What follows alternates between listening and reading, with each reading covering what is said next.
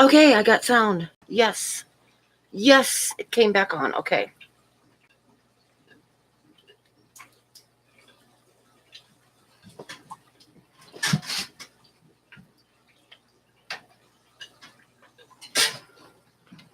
Okay, I got sound.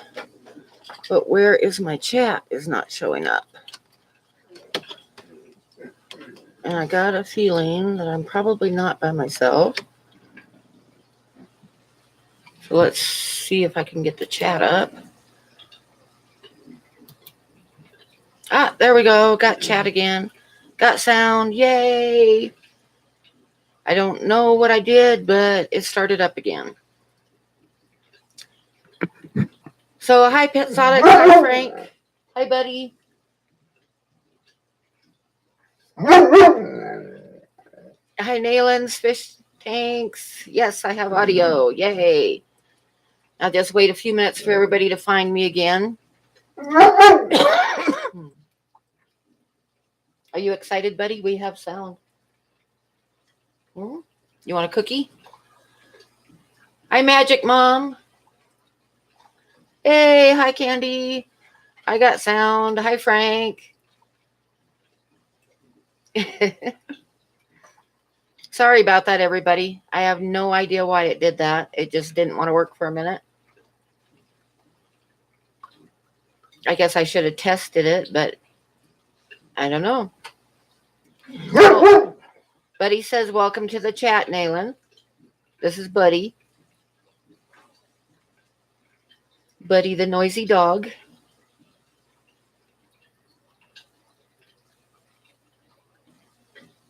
So, wonder where everybody else went.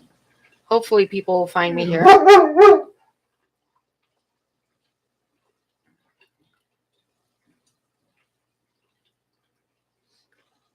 Hi, Full Moon.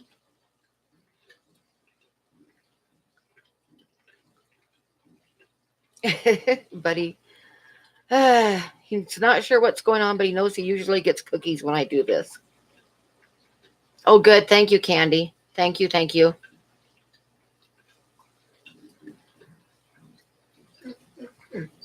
Hi, Cichlids23. What?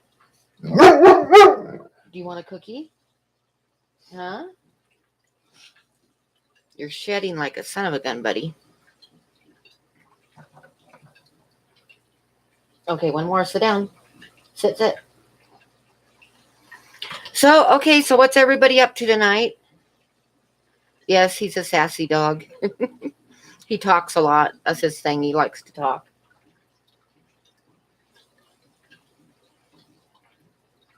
See, my hose is laying right there because I was changing water. I still got a couple waters to change. I got all of them done in the extra bedroom, but I got to you're sick tomorrow, so you can stay up all night. Well, don't stay up all night. Hi, Susan. Oh, getting up at 5 sucks. Where are you at, Cichlids? Are you on the East Coast or where are you at? Hi, Slippery Fish.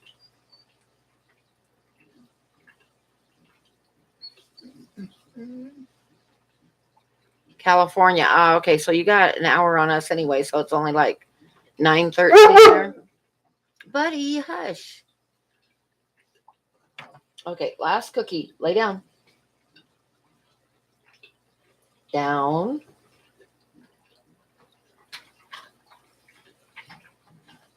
Hi, Bob. What's the matter? I know it took me a minute to get the sound to come on.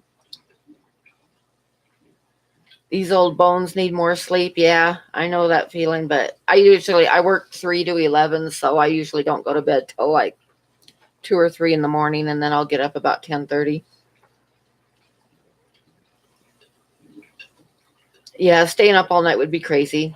I don't stay up all night. I got to work tomorrow, so I'll around 2 or 3 I'll go to bed, and I got to get up in the morning and do my laundry, wash my work clothes, get stuff done.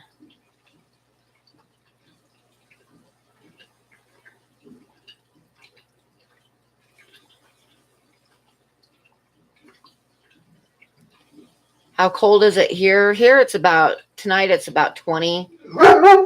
I think tomorrow night it's going to get down to -5. It's going to get, I know, somebody tell a joke. Buddy, hush. What a spoiled dog you are. Hey, Mikey. Hi, Teresa. I know my clean enough shirt is no longer clean enough. I have to get my laundry done. Hi, Marlene. Driving in the snow and buddy, hush. The thing about the snow, because I grew up in Oregon, and the thing about it is when it snows there, it's usually wet snow and super slick. And people don't understand that. Like you'll see jokes about the Oregon drivers and stuff, panicking when it snows. But the snow there is different. The snow here will be dry and kind of like fly in the wind and stuff, but it's dry snow. But over in Oregon and Washington, it's wet snow and extremely slick. Hi, Damp. Where do you find a turtle with no legs? I'm afraid to find out, but I'm sure you'll tell us. Oh, I'm sorry, Full Moon. The flu kind of sucks. A lot of people have been getting that. I know, but he's not part of the conversation, but he thinks he is. I swear, Tampa Tom. And Nayland says, what do you call a smelly fish? Yeah, right where you left him. Yeah. A stingray, okay. What did the hamburger name his daughter? Mountain on one side and Columbia River on the other. Yep, I know that one. I lived in the Dalles for a lot of years. I'm not sure where you're at, but I lived in the Dalles for a lot of years. And I grew up in Scappoose, which is like 20 miles west of Portland, on the old highway going to Astoria. Yeah, everybody's been getting the flu. Patty. Yeah, Candy. Okay. Do you guys know what the fish said when it ran into a wall? Mm-hmm. Damn.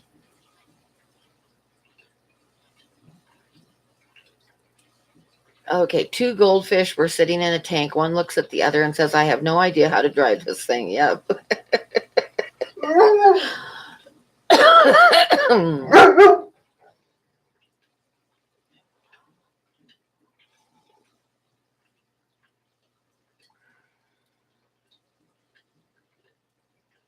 I'm hoping I have a new cup in the mail. There's my cup, but I should have a new one. I ordered a new one and it came and it was broken. So they were going to send me another one, but I haven't been to my mailbox for a couple days. I got to check my mail. And I should have my stickers should be in the mail too, but I haven't looked to see if they're there yet. Yep. Island Queen, the sound came back on. It was my expertise computer skills. Like I just turned it off and started it again. What's sad, Kaylor or Bob?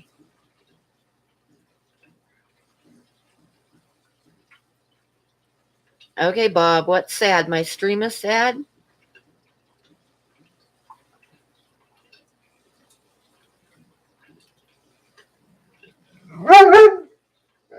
Oh, shoot. 2 a.m. does come quick, Mikey. Have a good night. Thanks for stopping by quick. Buddy says good night. This is your social life. Hey, it's my social life too. It's like my night out for the week. Oh, for God's sakes, buddy, hush.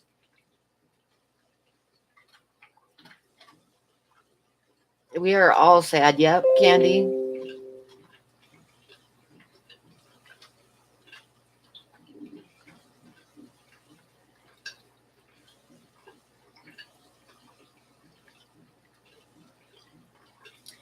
Oh, you went to sleep, Priscilla? Oh, I don't know. Do you have to work tomorrow? Hi, Lisa. Oh, yeah, she's like redoing that fish store, which is turning out awesome, I think. I bet it's going to be just like absolutely neat. Hi, Reels Tanks. Your unboxing was scary today. Video out soon. Is it really cold there?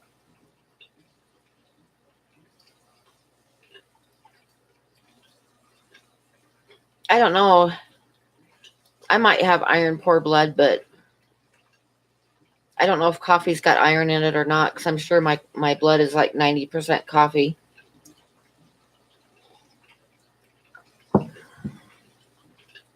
Those Geritol commercials.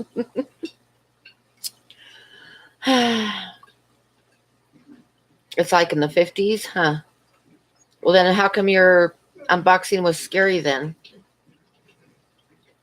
Because 50s is like a heat wave here in the wintertime. Yeah, Candy's got the best bird on her website. Everybody should go check out her channel and click subscribe if you aren't.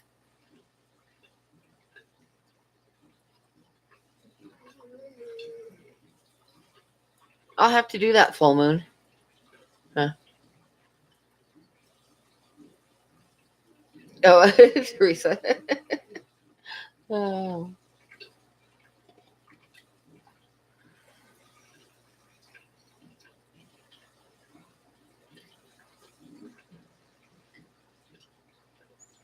Yep, that's the buddy. That's the buddy. Come here. Come here and say hi.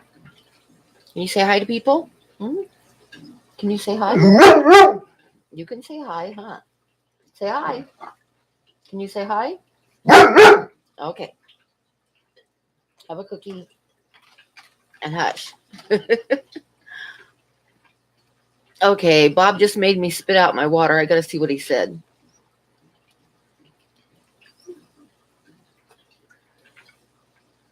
Hi, Mark.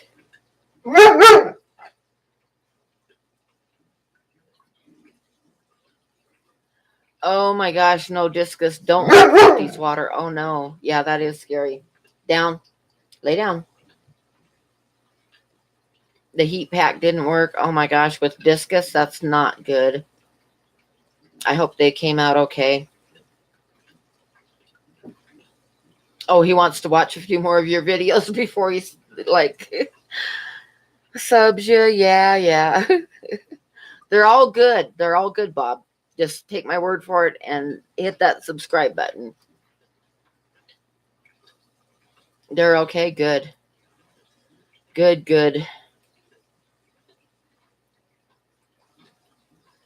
I had some baby goldfish get here that were in the 40s when I opened them up. One of them, in the last ones I got, one of them didn't make it. The first two I got didn't make it at all. And then he sent me some replacements, and one of them didn't make it. But yeah, I bet you had one upside down because Discus like it hot. The bird is on the is on our banner. There's a bird.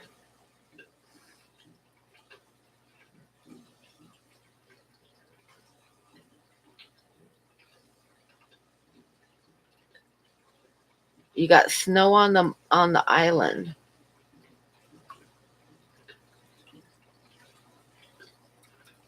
Yes, they do, Bob. They still got those things. I actually lost one of my first ones too.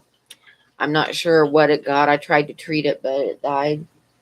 So I have two big ones and two little ones right now, and I'm about ready to put the little ones in with the big ones in the big tank. This weekend, probably.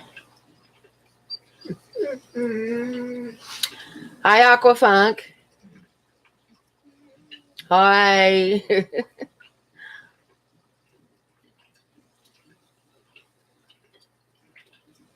Oh, okay, somebody's got to have a story. Everybody always says I got to tell stories, but somebody else has to tell a story first. Oh, minus 35. Where are you at, Mark? And ice is worse than snow. Thin, slick ice sucks. Hi, V-Stag. Hey, AF Aquatics.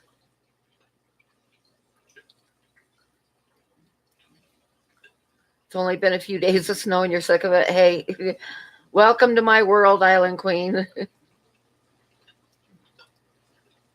Okay. Is that in Canada? I think you told me that one time before, but I don't recognize it, so I'm thinking it's in Canada.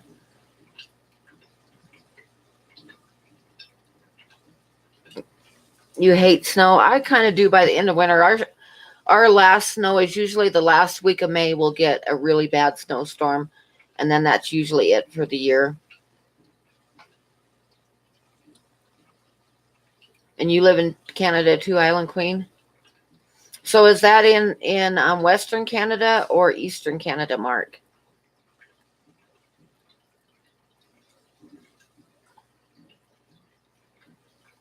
I know Brandon, Mr. B's, he lives in, I think, Eastern Canada, but I saw him tell everybody good night a long time ago. Imagine he's got to get up early and plow.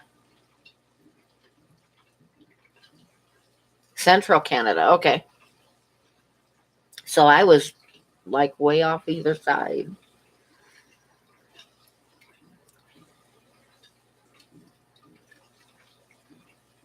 And Bob says, Priscilla, did you already have a Fahaka or did you recently get one? I think she's had that one, but I'm not sure. I'll wait for her to answer. And you live on the west coast of Canada, which is beautiful, by the way. I've been up there a few times.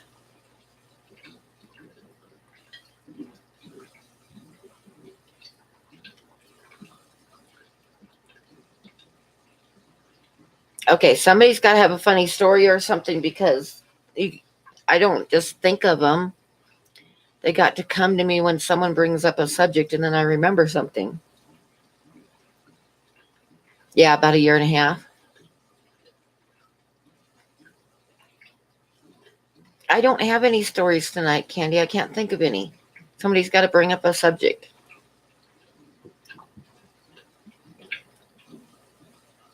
How big is he now, Priscilla? Priscilla's got some good stories. I know that.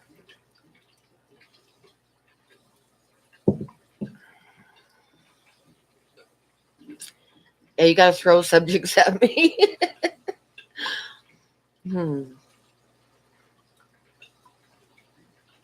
I was surprised myself last week. I didn't think I had any stories to tell, but then you guys like made me think of stuff.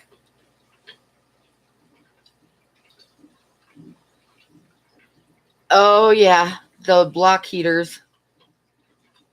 The block heater cichlids. Hi, Dr. S.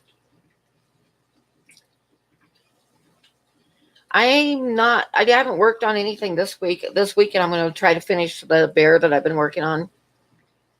Just lie to us and we'll never know. Sooner or later, that always catches up with you, though. Besides, I figure that as old as I am, I have enough stories just if I remember stuff. So, oh yeah, Candy's very consistent on her uploads. Just right on time every week. Somebody reminded me of a story. Now I forgot what it was again. Pop-up fish breeding. Yeah.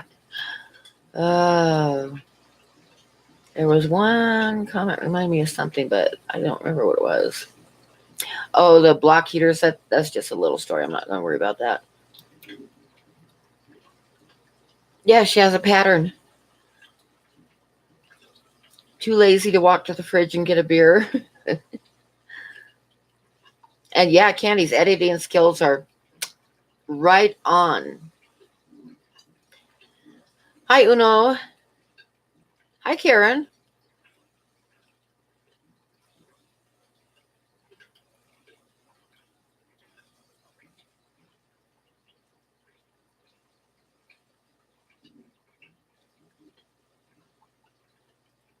You totaled a four-wheeler last year. You found the only deep ditch in the woods at top speed. Oh my God. Not good. Yeah, that's awesome, Priscilla. I figured they'd probably make it okay because as long as they don't freeze, they're going to be all right. And I'm assuming you got them all set up and going good now.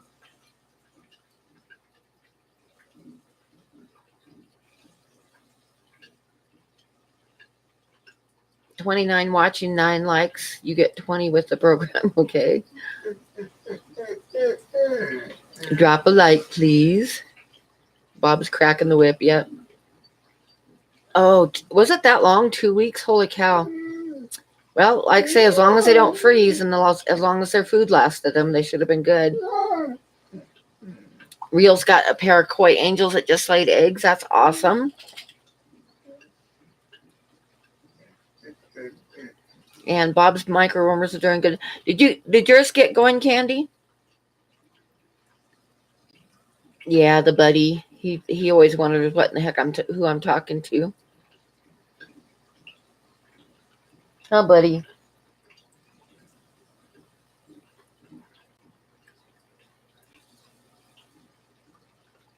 All of your fish are pregnant, even the males? Hi, Ty. Oh, no. They ate their eggs again? Are they laying them on something you can pull out next time?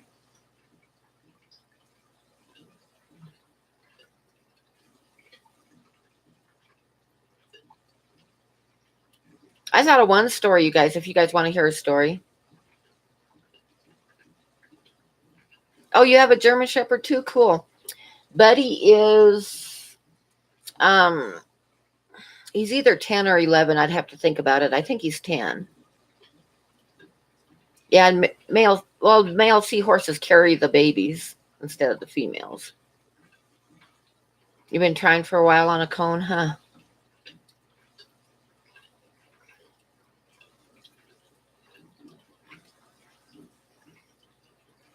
Oh, Karen's got to go to work soon. Yep, the men do all the work. Okay, I'll tell a short story because that's just a really short one and not super funny or anything. Bob's probably going to give it about a 4, but I'll go ahead and tell it. Buddy, hush.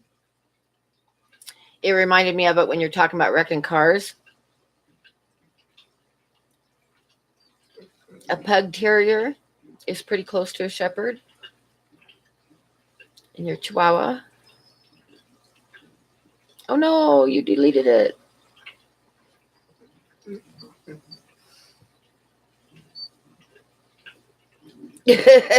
No, I don't remember that one, Aqua Funk. Hey, Carson. No, this was just a simple story. I thought it was like, it was after I wrecked my car when I was like 19. So I had been working in Portland and I quit my job because I really had no way to get in there. So I needed to get another car and another job. So meanwhile, I was living by myself and I needed to get some food stamps. So I got some food stamps and at the time, I think I got like $80 for 2 months. But I didn't want to use them in the town that I grew up in, Scappoose, because it was a little town where everybody knew everybody, and I didn't want to go in the store and use food stamps. So I decided to go to St. Helens, which was the next town over. But to get to St. Helens, I had to borrow my mom's car. And my mom's car was a brand new turquoise and white Cadillac with white leather seats. So I borrowed my mom's car and I went to the grocery store. And the other thing I decided I was going to like spend them all at once so I didn't have to go back again, use them again. So I decided I was just going to like spend the whole $80 all at once. Hi, Jesse. So I go in the store and I like got a lot of canned food and I'm like adding it up in my head as I go. And canned food and, you know, stuff to make meals and stuff. I had a whole cart full of groceries. So I get up to the check stand and the guy got everything rung up. And I went to pay and I pulled, at the time it was like a book of stamps. So I pulled out the food stamps and handed them to him. And I was pretty embarrassed. And he started telling me, oh, you did a great job. He says, you wouldn't believe what people do when they come in here and blah, blah, blah. You know, people buying steak for their dogs and all the, you know, he was going on and on with all the food stamp abuse stories, right? So, and he, you know, told me, oh, you spent yours really wisely and da, da, da, da, da. Are the worms better in yeast? I put them in oatmeal, but out of yeast. I think they do a little bit better with the yeast, but, you know, that's up to you. Some people don't use yeast. It'd probably be definitely be okay for a few days till you get some. So anyway, so he says, "Let me help you out with your groceries." And I'm like, "Oh no, I can get them." And he's like, "We're just about wrestling over the cart, you know." I'm like, "No, I can get them." And he's like, "No, no, let me help you out." I'm like, "Oh dear God," you know. Hi, Max. So yeah, so he wheels the cart outside, and he says, "Where's your car?" And I pointed to the Cadillac, you know, my mom's Cadillac. And he starts laughing, you know, ah ha ha, no, really, where's your car? And I went and opened up the trunk, and that is the story of how I became a food stamp story. The Cadillac. Hi, Codyson. So yeah, that wasn't a super good story, but I thought of it for some reason. I was embarrassed. A 5.7. Well, thank you, Bob. I didn't think it really deserved that big of one, but okay. I have some microworms, Aquafunk. I can send you some. All you got to do is just pay the postage and the heat pack. Pay for the postage and the heat pack, and I'll send you some. Okay, good night, cichlids. Yep, that's a good price, right? But I think you have my email, don't you, Aquafunk? If not, it's if you go to my channel and go to the about, and then it says to get a hold of me for business or whatever. You click on that, and my email will pop up. Pam, can we see the gourami to make sure you didn't eat it? No, it's in the other room. I'm thinking I might move it out here though, because I have a little 5-gallon tank that's empty out here. Ty says my YouTube is acting crazy. No, it's just me. But yeah, send me your address, Aquafunk, and I'll let it's got to warm up a little bit because it's in the minuses here. But as soon as we hit a week where it's going to be like in the 30s and 40s, I'll get some sent to you, and I'll let you know how much the postage is. It won't be too much, but the heat packs are like $3 a piece, so it'll be $3 plus whatever the postage is.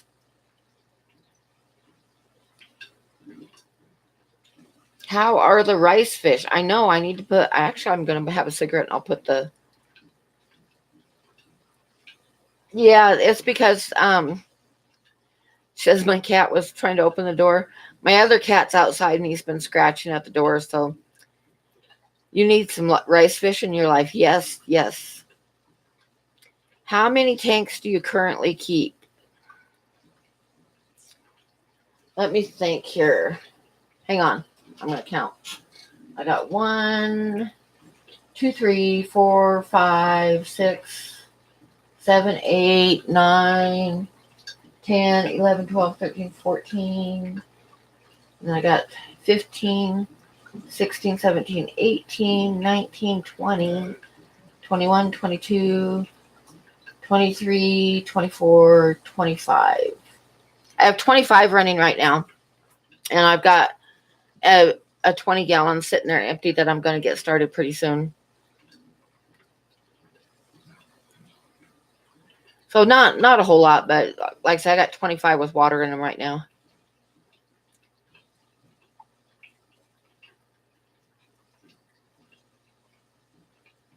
I'm lost. I lost track of the chat now.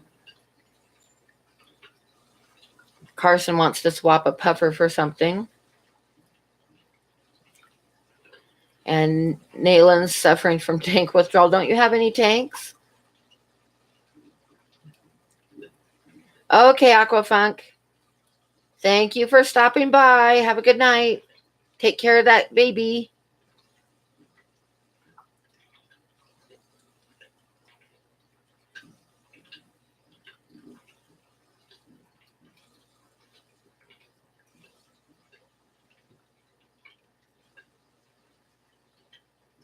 Okay, I'm going to switch the camera over to the fish. And I'm going to let my cat in and feed the fish and have a cigarette. I'll let everybody say goodbye to Aquafunk. Oops. Oh no, I dropped you guys. Hey, buddy. What?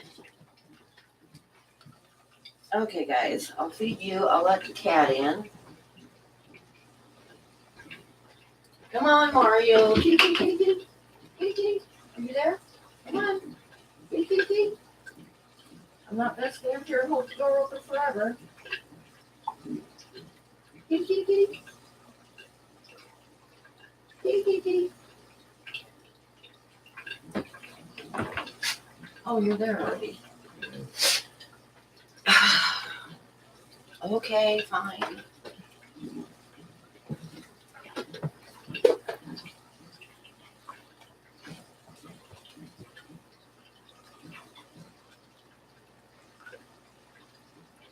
Hey, fishies.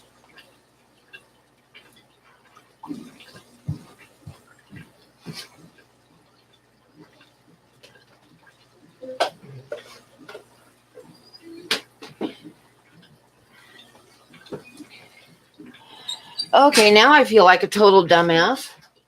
I was sitting there calling the cat, and the cat wasn't coming, so I went ahead and shut the door and turned around, and the cat was already in the house. So evidently, I'd already let him in.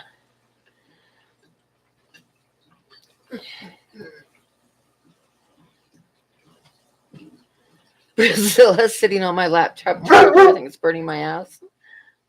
Yeah, rice fish. Brandon. I got rice fish. Hi, Brandon. You can get ass cancer from those. The audience has been dropped 5 times in the last 2 days in the fish tube world. Yeah, you got here just in time to see the rice fish. And the microworms, which they're now down in the grass eating. I know, you didn't miss the rice fish and the smoke break. Hey.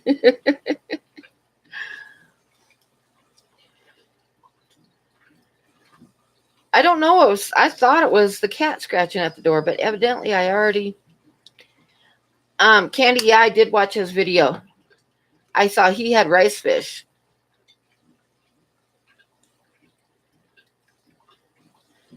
Yeah, there's all different kinds of rice fish. And the newts, oh my gosh, his newts were so cool. I mean, that male newt was just like, looked like Godzilla. That was just the coolest thing ever. Yeah, that's Daisy's rice fish. He's got the same kind as I do. But then he also had those orange ones, which I don't have those. You have it half working now? Huh.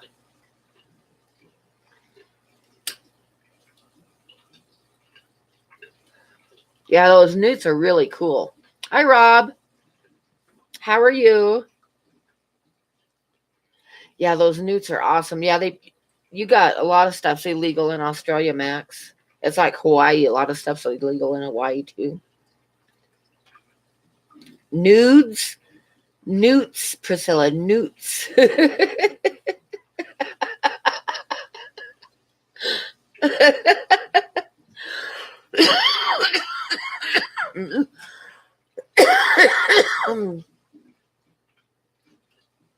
That was pretty funny.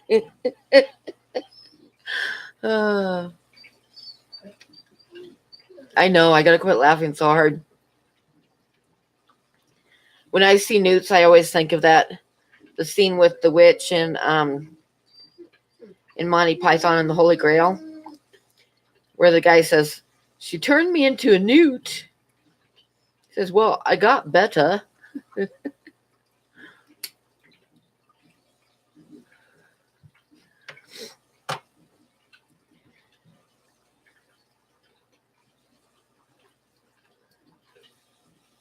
Okay, somebody else has to tell a story now because, like I said, I didn't even think of any tonight.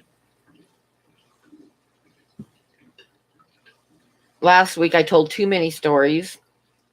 Yeah, I got better. I love that scene. Actually, I love that whole movie. My kids and I just about have that whole movie memorized, and we'll just kind of pop out with a line where it fits sometimes.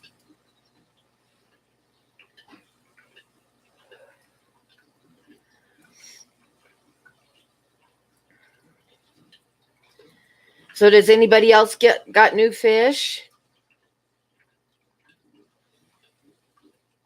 I have a new honey gourami, which I'm going to send to Candy because she wants it really bad.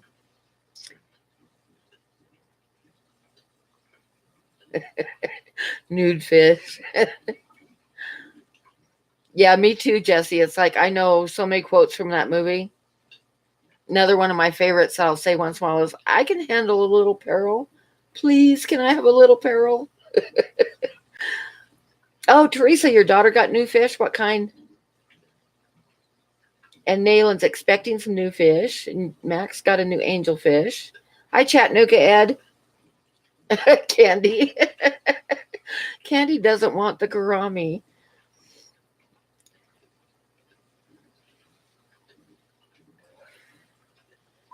I'm getting a bunch of fish because the guy that I work with wants to break down his tank. And he asked me if I just like take some of them and do whatever with them. And then some of them he wants to get back later. Oh, Danny-O's. Nice. What kind of Danny-O's?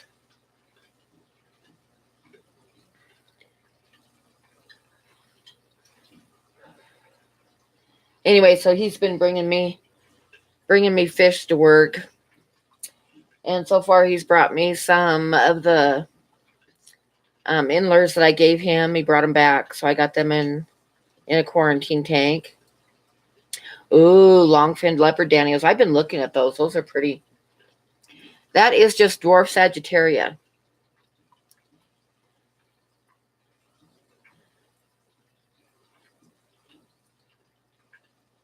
Oh, your leopard Danny-O's have barbels? I've never had them before. I've been looking at pictures of them thinking they were pretty.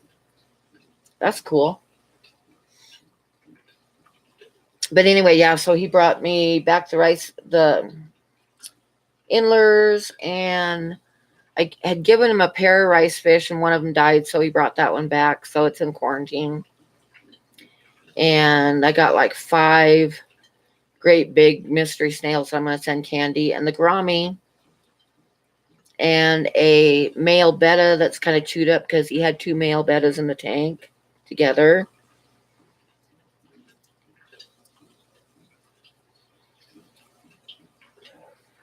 Blue star Endlers. Oh, they're so pretty.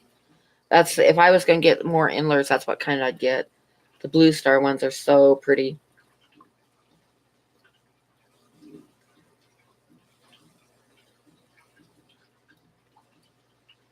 Three yellow melon discus. Those are the ones that you got today. I used to have discus years ago, but I haven't had them for a while. I used to have a 75-gallon planted tank with discus.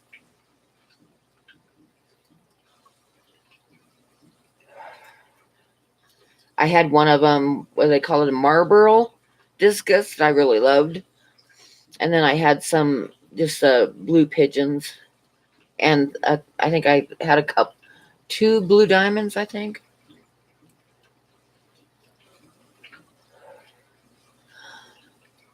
Nice discus for $20. Awesome. That's a good price.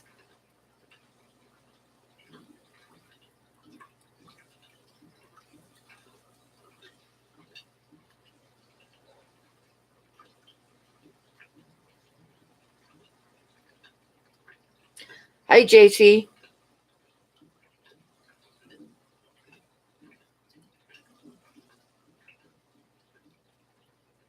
If I get discus again, I would want to do that guy that Dan fanboys over. I don't know who that is. Okay. Anyway, if I did discus again, I'd want to do a big planted tank and get the wild discus.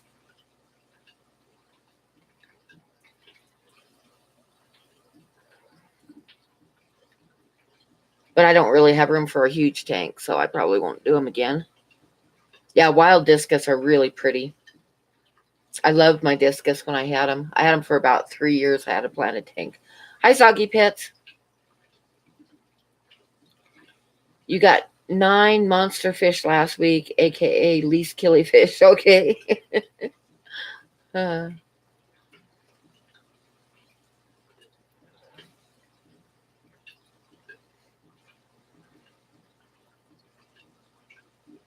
Okay, and Bob posted the discus. $20 for discus is a good price. I remember when I had discus, it was like, oh my gosh, Megan was young, so it was probably at least 15 years ago. And I remember spending like the one female I got was like $65.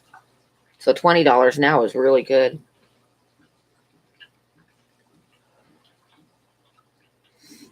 So leopard Daniels do have barbs. That's kind of interesting. That's kind of odd for barbs, isn't it? I mean, for Daniels. Hmm.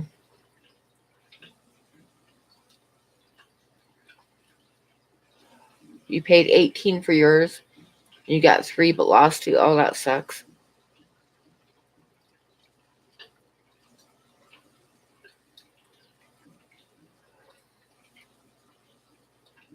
Yeah, I've never noticed it before on Daniels. Okay, well, we'll catch you later then, JC. Have a good night.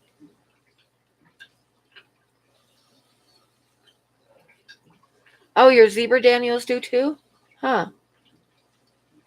I've got those Chopre Daniels or the glow light Daniels. I'll have to try to look at them close and see if they have barbs. Don't you have some of those too, Bob? Do yours have barbs? Mine move around the tank so fast that I don't know if I'd even be able to see if they had barbs or not. Because they're little zippers.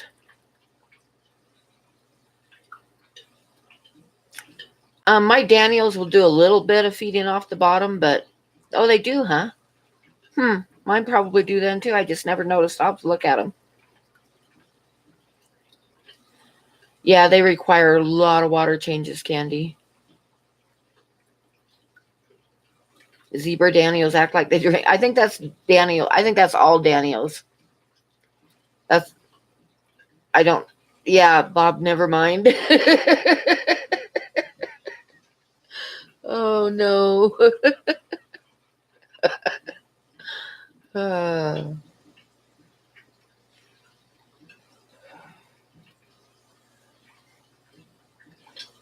when I worked as a secretary at the um, mortgage company on the Cape, one of the loan officers, he was like, there was a partition, one of those office partitions in between me and him. And one night I heard this zipper, and I yelled over at him. I said, I don't even want to know what you're doing over there. And he started stammering and stuttering and trying to explain to me that it was his putting his computer away in the case. And we were laughing. And then after that, like every night when he'd unzip his case, I'd start laughing and he'd start laughing. You got a striped Raphael cat a few weeks ago? Yeah, the guy that I'm getting fish from, he's got an overcrowded tank, and he says he's put 6 catfish in this little tank, and I'll be getting him if he still has them. I have no idea. He has no idea if they're still alive or not. There was 3 Raphaels and 3 of the banjo cats.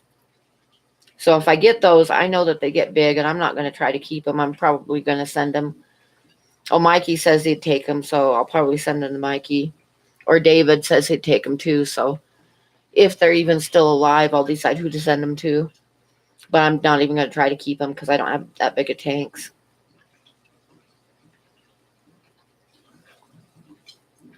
Hi, Merritt.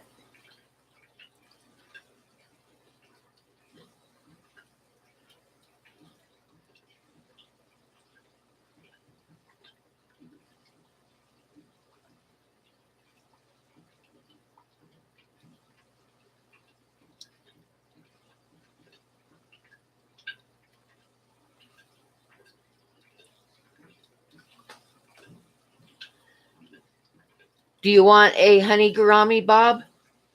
I can send you a honey gourami. I need some ideas. I have a 56 column tank. What would you stock that with if it was your tank? I would like plan it, and then I'd get a big school of something cool, like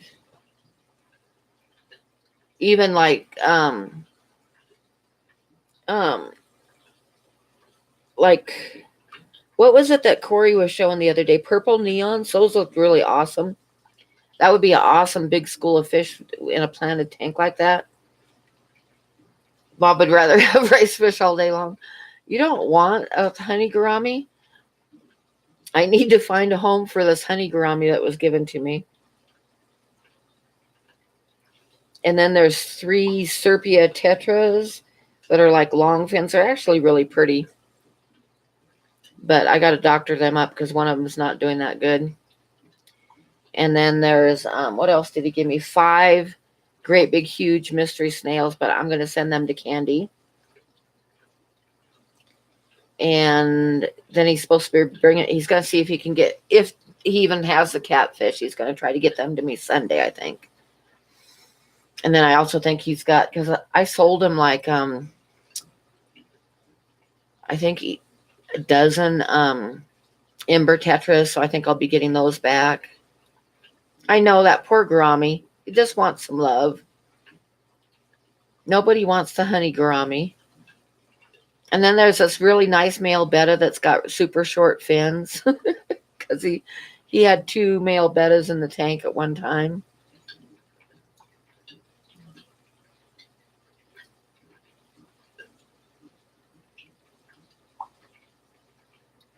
Yeah, those Serpia tetras that he gave me, there's 3 of them, and they are really bright. They're really bright. And then they got super long fins. They're a long fin kind of them. I forget exactly what they're called, but yeah. You like honey gouramis? You tried to breed them once. I think this is a female. Hey, I could send her to you, Jesse, when I send you the rice fish. That would work. See, I don't want to spend the money just to send one fish, but if I'm sending other fish, like that's why I thought of Candy, but she doesn't want her. But I could definitely add her to the box with the other fish.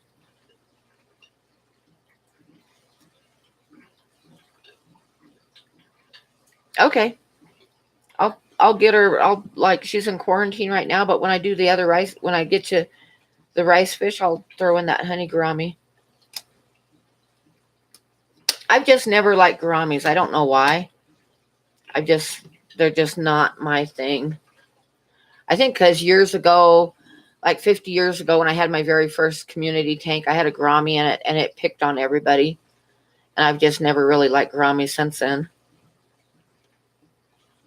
Hi, Phil.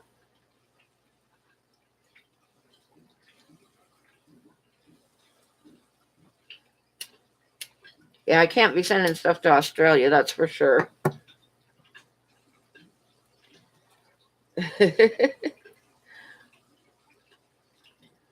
Hi, Cindy.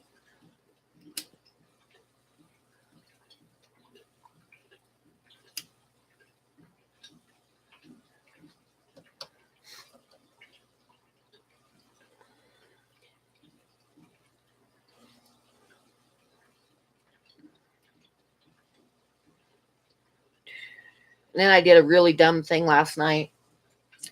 I had some Farloella eggs, and I hadn't pulled them yet.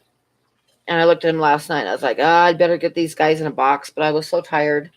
I figured I'd put them in a breeder box this morning. And this morning I got up and got the breeder box and went over to the tank, and they all like hatched and dropped into the main tank. So I don't know how many will live in the main tank. Okay, Bob, we'll see you later. Have a good night. Oh, you got to go to bed in 1 more hour. So you have an hour yet.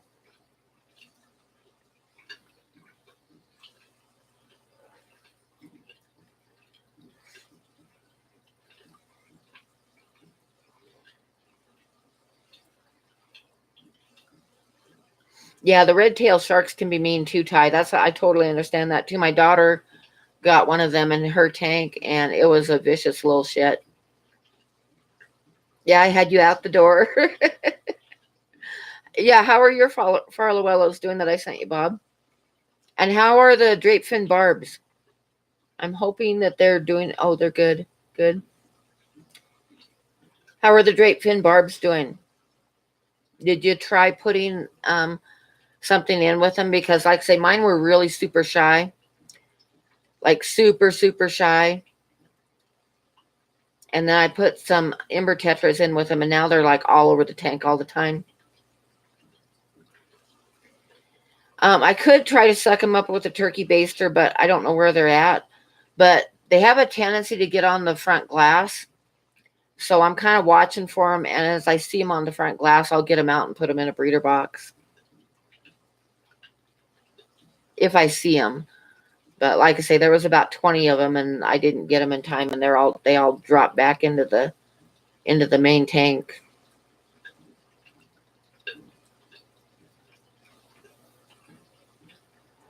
So, which generally isn't a good idea because they need a lot of food in front of them. So, yeah, we'll just kind of have to see how they do. But one thing about it, I know that they'll have more eggs, like probably in less than a month, they'll be sitting on eggs again. Oh, good, good, Candy. And Bob says he hasn't seen them in 2 days. Oh, you need to put some little fish in with them to draw them out. Seriously, that's like mine hid in the grass all the time until I put the Ember Tetras in with them.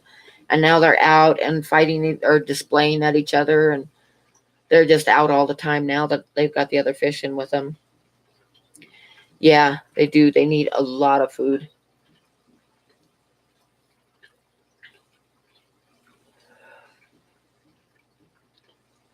Yeah, Priscilla, go to bed. You put some gold ring Daniels in, still didn't bring them out, huh? Well, I'll bet you they're still in there. Maybe just give them time. That kind of like worries me a bit because, like I say, once I put the Ember Tetras in with mine, they're out all the time now. Now Priscilla's awake. Okay, Priscilla, you got to think of a good story because I'm kind of storyless without a subject tonight. I mean, I'd probably think of one if something reminded me of something, but right now I'm storyless.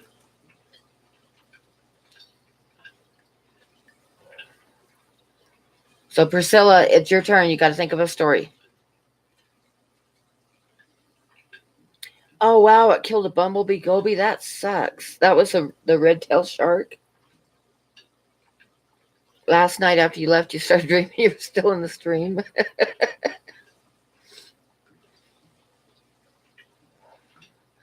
I had a nightmare one night.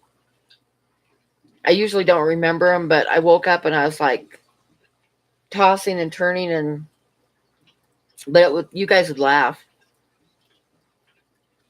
This was I dreamed that it was after I'd watched one of Bob's gaming streams, and I dreamed that I was like playing the game. Was that PUBG? I dreamed that I was on PUBG and I was just getting killed over and over and over again and doing really terrible. And I looked and I was playing under Bob's name and I was ruining his scores and stuff. And I was like, yeah, it was the stupidest dream ever. But I couldn't get to my own name. I was playing under Bob's name and I was like totally losing and getting killed. And, and I was playing under Bob's name. And I woke up all upset.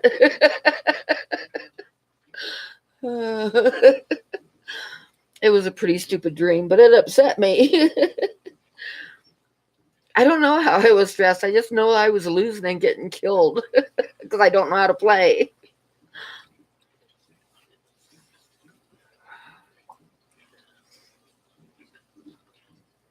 Dreams are mean sometimes, yep.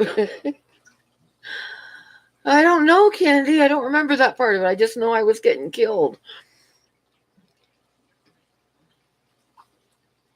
And I remember thinking that Bob was just going to be so mad at me because I was totally ruining his scores.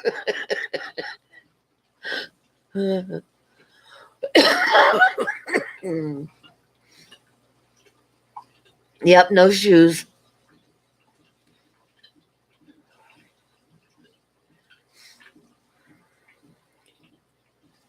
Bob said something about Bob Kaler said something. I watched it go by, something about tell a EMT story. Most stories with EMT are not funny. But when I was at EMT this one night, I always carried a radio with me, and the radio went off, and it was a car wreck. So when I got there, yeah, I agree with Ty. Yeah, they're kind of mean fish. But anyway, when I got to the scene of the accident, the kid, it was a teenage boy, and he had been killed in the accident. But we have to when you get there, you have to stay at the scene until the coroner gets there. So I'm like standing there talking to the fire department because the fire truck was there too. And I was standing there talking to like 3 or 4 guys from the fire department in the headlights of the fire truck. We were standing there, and it started raining, and it was one of those things where I realized that nobody was looking at me while they were talking to me. They were all looking down. So I looked down, and I had on a white shirt, and it was totally soaked. And the only thing that was saving me at all was the fact that it had great big pockets. Yeah, it was basically a wet t-shirt. I was like, yeah, nobody was looking at my face when I was talking. I was like, oh shit. So that was not a good story.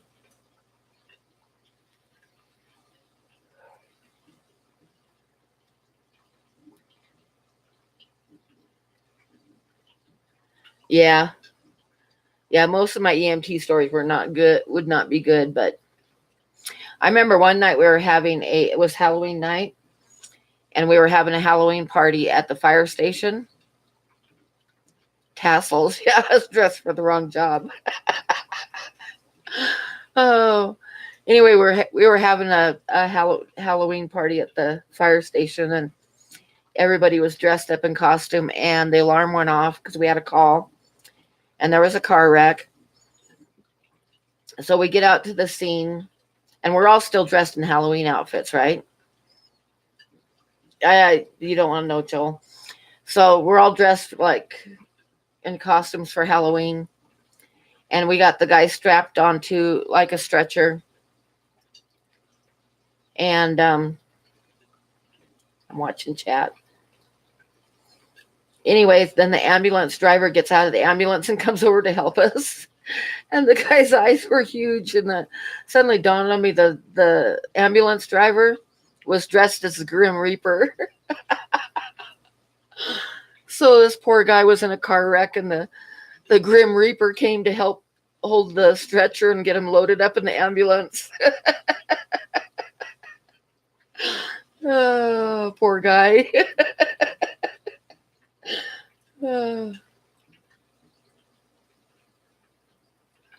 Hi, Skipper.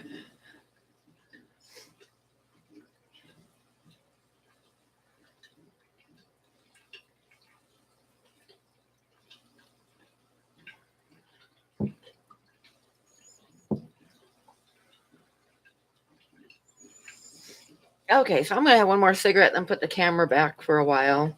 Although I don't know why you guys would want to look at my ugly face when you can look at pretty rice fish.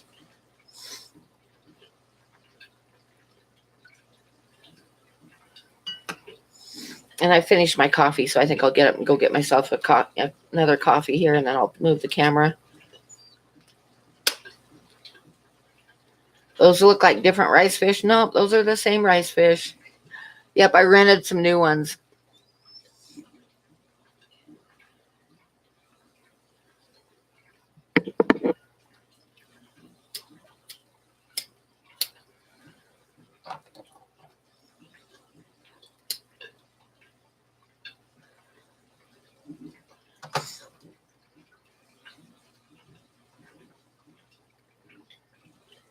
Hey, Haley.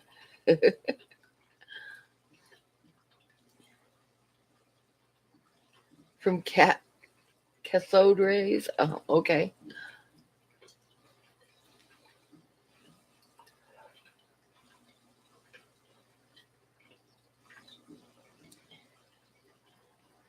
Oh, okay.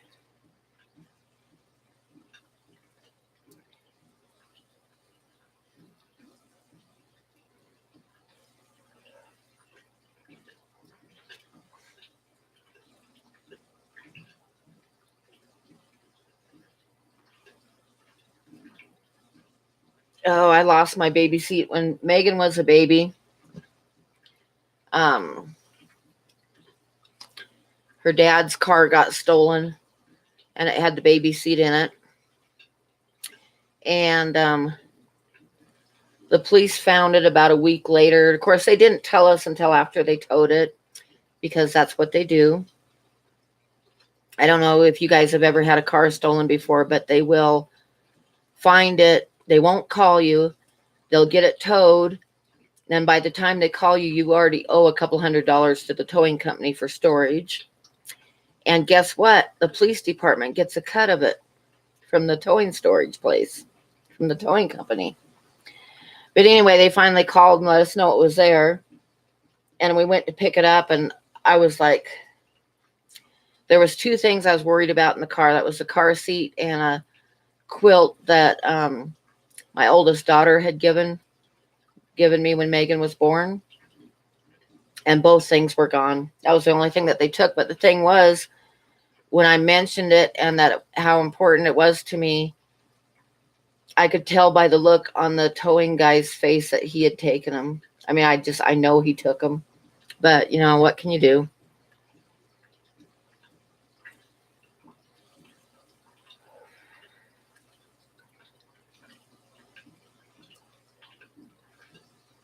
They're all in it together. The police are stealing the cars. No, they aren't stealing the cars, but they won't just, like, if they find it parked someplace, they won't call you and have you come get it. They'll call the towing company. And then you've got to pay the towing company. And the police department does get part of that.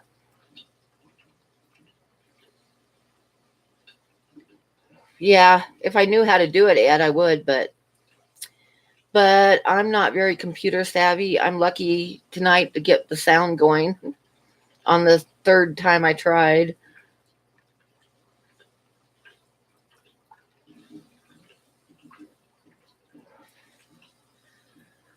Okay, Haley forgot you. Oh no.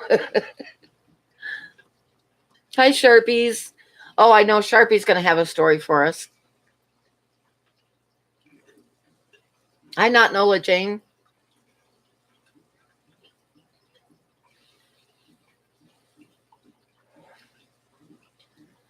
I knew somebody was missing, and I was just telling a few stories from when I was at EMT, and I know Sharpie's got a lot better stories than I do from the other side.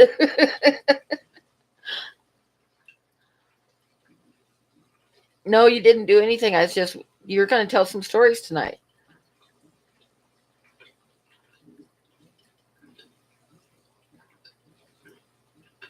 Yeah, getting your car stolen is not a good thing.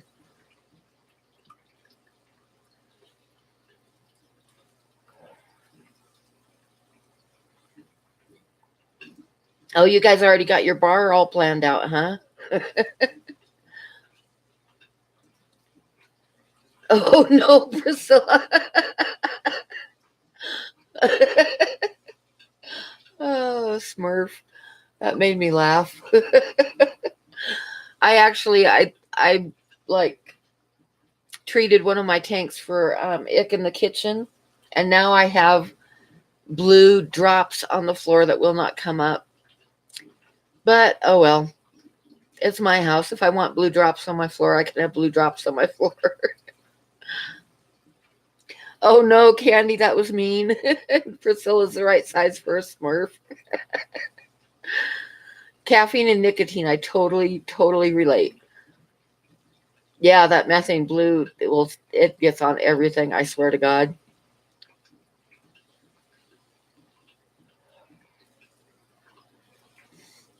They came to your house to rob you too? Oh my gosh. No, don't leave any. I never thought of that. Yeah, don't leave anything in your car with your address on it. Oh, hi, Lucas.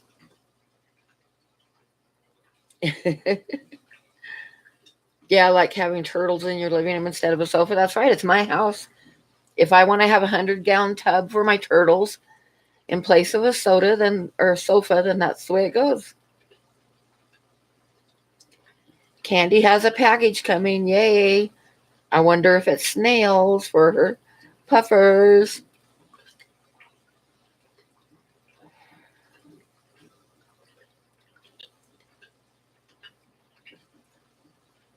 Oh, wow, Max. The problem with that is if you get caught, you are in trouble. Okay, Nayland. We're not doing anything but looking at rice fish anyway. It better not be a gourami. Oh my gosh, Haley, did you send Candy a gourami? She loves them. She told me how bad she wants some gouramis.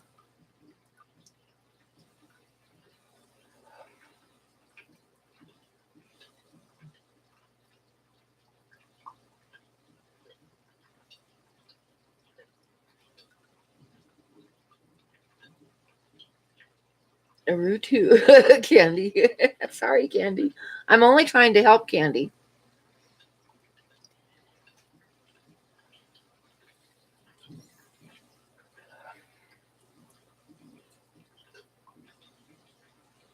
You wear gloves and clothes that you don't care about? Yeah. To touch the methylene blue? Yeah.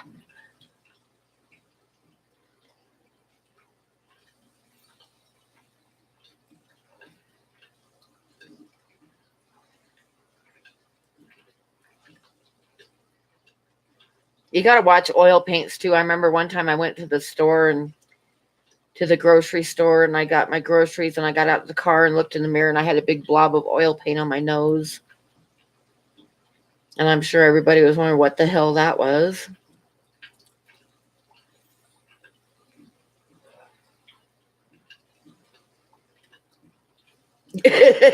Yeah. Well, Candy, just have to set up a tank for them. I'll send you one too. Keep them company.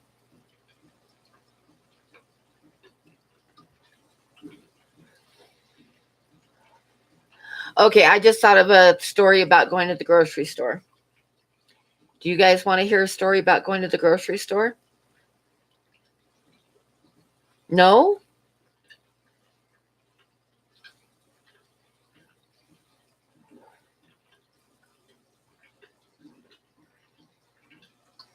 You want all the stories. Okay. Well, this is a story that the guys might not get. It's a girl story. Okay, so I was like, oh gosh, over 9 months pregnant with Jessica, my first daughter. And I was in the grocery store and my water broke. And it was like there was this puddle on the floor underneath of me. That's exactly what I said, Candy. I was like, oh my God, oh my God, embarrassing and everything else. So, you know what I did? I was standing in the aisle by the pickles and stuff, and I grabbed a gallon pickle jar, a glass jar, and I threw it on the floor. And then I just walked out.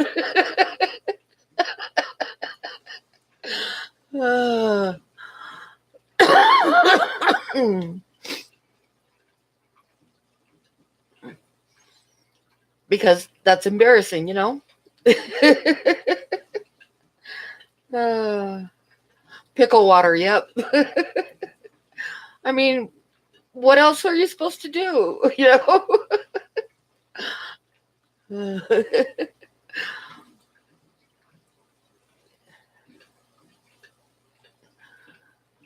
Oh, Bob gave me an 8.7. Well, for Bob, that's good. That's a good score coming from Bob.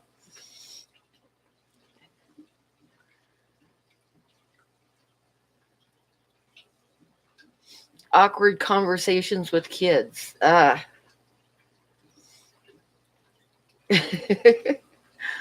guys, I'm going to go get another cup of coffee. I'll be right back.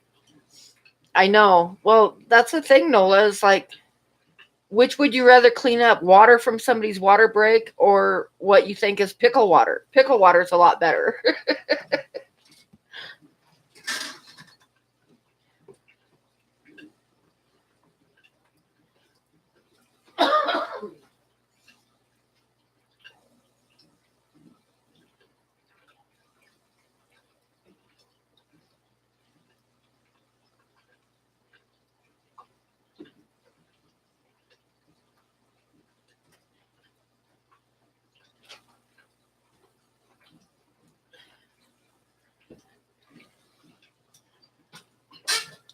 Did I name the baby Dill? No. uh,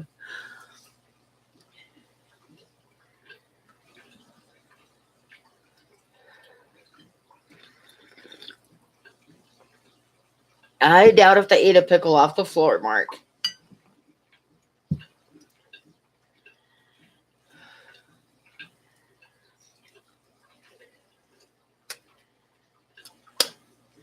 But admit it, guys. It's like it's a lot better to have somebody think that you dropped a jar of pickles than to think that your water broke in the middle of the store.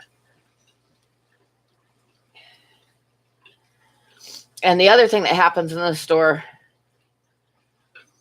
which I'm sure there's going to be more than one woman here that has gone through this. Have you ever like been in the grocery store after you have a baby and you look down and like the whole front of your shirt is soaked with milk, like coming out in two little, like a triangle from each side? Yeah. What do you call a Wookiee in a Sanoki? Subaka?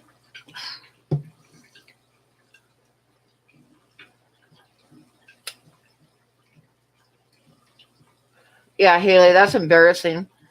Like you're just doing your shopping and you look down and your like shirt is dripping.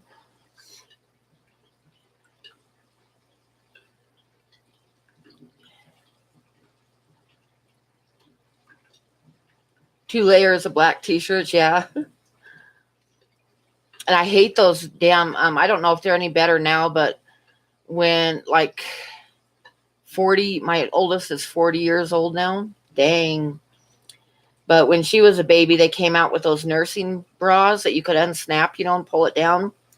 Well, if you like put your arms together just right, like when you're carrying a baby or something, those things will come unsnapped.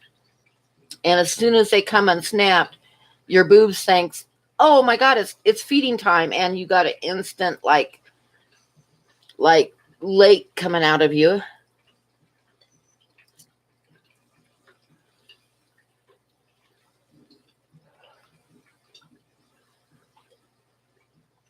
Sharpie's the guy that gets to clean up the nasty stuff that gets left on the shop floor. Not Nola Jane, I'm sorry. Yeah, what do you call a man with no arms or legs floating in a lake, Bob? Yeah, those poor men listening to this. I'm sorry, guys. I know, huh?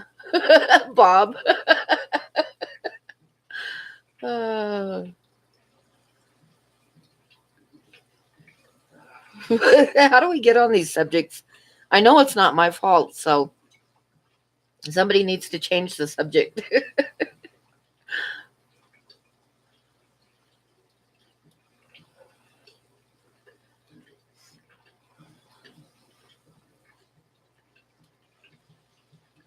Okay, Jesse, hurry back.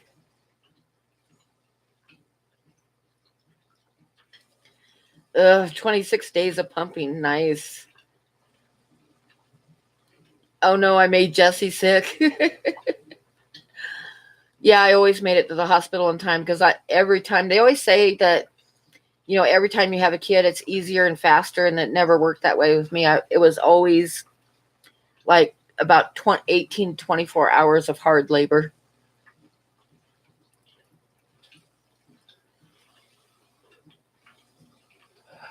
You have boobs, but they don't leak yet. Oh, we are not going to even talk about that, Phil. I haven't watched it. I don't really want to watch it. I'm thinking I'll just wait and watch it on Saturday Night Live.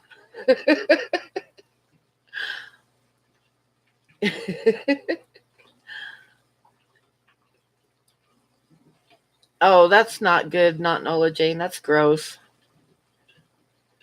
Oh, 30 minutes. See, I don't even want to hear that. I never even Megan, Megan was my fifth baby. And even with her, it was like 18 hours.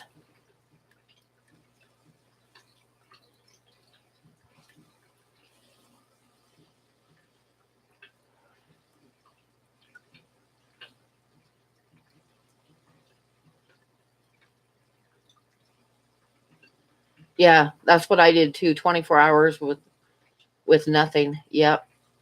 And with the labor pains right on top of each other. No meds. I didn't have meds with any of them. You're up this late because this is the time that all the cool people are up. That's why. And hi.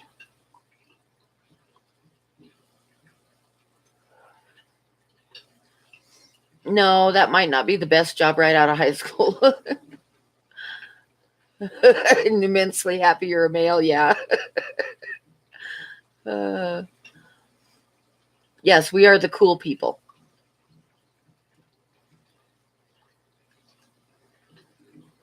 Oh, when I had my kids, Haley, they had gone to where they didn't use any meds at all unless you were getting a C-section or something. Oh no! Ouch, Sharpie! Ouch! Ouch!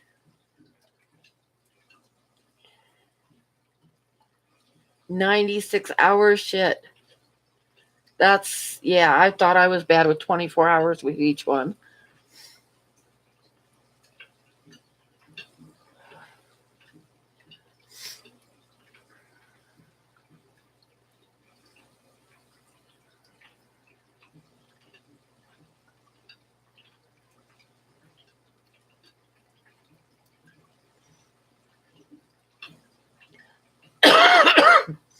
I remember with Jessica, I'd been in labor like 24 hours, been in the hospital for that long because the labor pains were right on top of each other. And the nurse like put on a glove to check me. And I was only dilated like 3 or 4 centimeters, something like that. So she turned her back and she was taking off the glove and stuff. And I told her, I said, check me again. And she's like, I just checked you. And I'm like, no, seriously, check me again right now. And she checked me again and she goes, oh my God. And she runs out of the room because they hadn't even called the doctor yet. And my mom was out in the hallway waiting. And she said she saw this young guy running down the hallway with his motorcycle helmet in one hand, yelling, hang on, Pam, I'm coming. And she thought he was like the anesthesiologist or something. And it's like, no, that was my doctor. They need to learn to listen to you, though. But the other thing I found out with my first one, it's like when you get the bill, it's like when they use those gloves to check you and they take one of them and throw the other one in the garbage. They need to use both of them because they charge you like $20 for those stupid gloves. And then they throw one of them away. Never mind, Bob.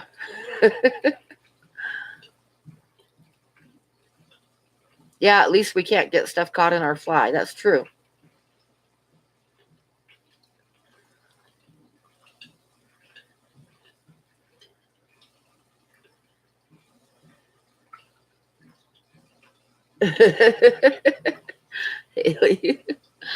uh,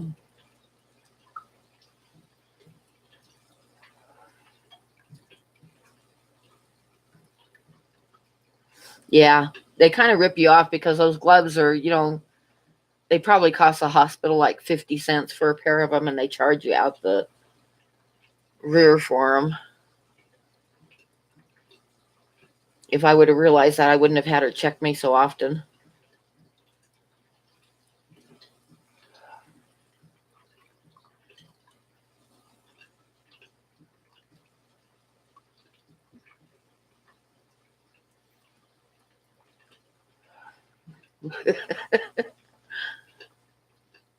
Yeah, exactly, Haley. Exactly. All they do is catch them.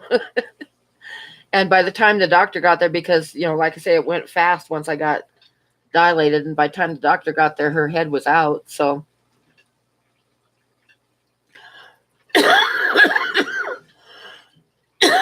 those are all Daisy's rice fish, is all that's in that tank.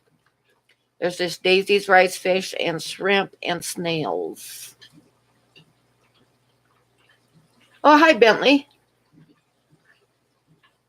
We're always up this late when I do I always have my live stream late So yeah, we always have them late. But see, I work 3 to 11, so I stay up late anyway. And then plus there's so many people that live stream during the day, so I always have them at night.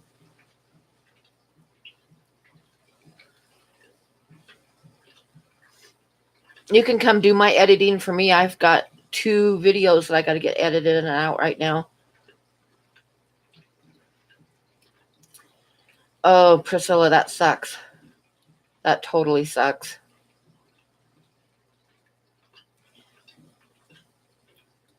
We're talking vaginal dilation, yeah. That's why I have my live streams late. It's the main reason that I have my live streams late is because of the subjects that we talk about. We just don't want a whole bunch of kids in here.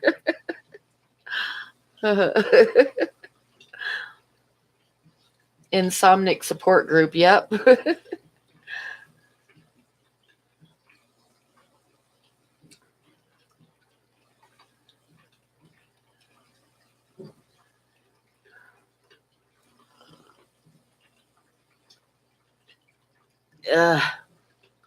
Did you come back too soon, Jesse? I don't know. Yeah, I watched one of the Dean videos today. It was really good. You didn't feed your fish. Oh no.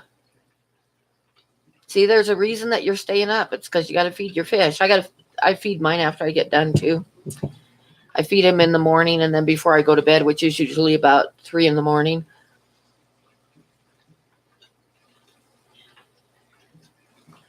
Hi, prolific breed.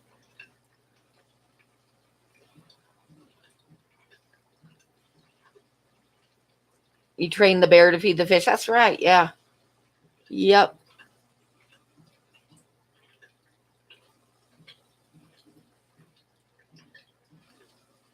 No, that was a really good video, Bentley.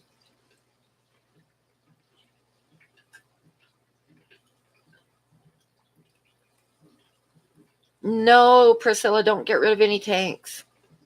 If you do get rid of any tanks, I'll come down. High poverty sucks. Yep. That's what I was just telling Bentley. He's wondering why we have the live stream so late, and it's because we talk about stuff like vaginal dilation and pop-up books. Oh no, Sharpies. I know Candy already got the 75. I know, it's spoken for. I really don't have room for that big of one anyway. 40 breeders, about the max size that I want to get in here.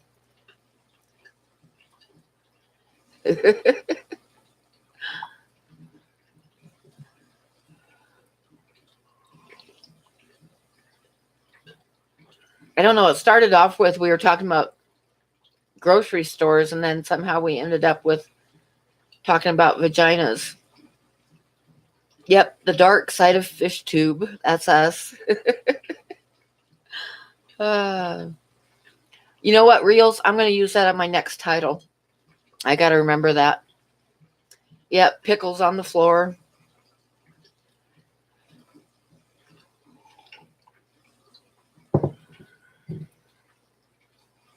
Ooh, I want the 20 long. Oh, I want the 29 gallons. I know. I remember, Candy. I'm sorry. It's kind of like, that's what happens. It's like we start with one thing and then somehow it gets progressively over to the dark side.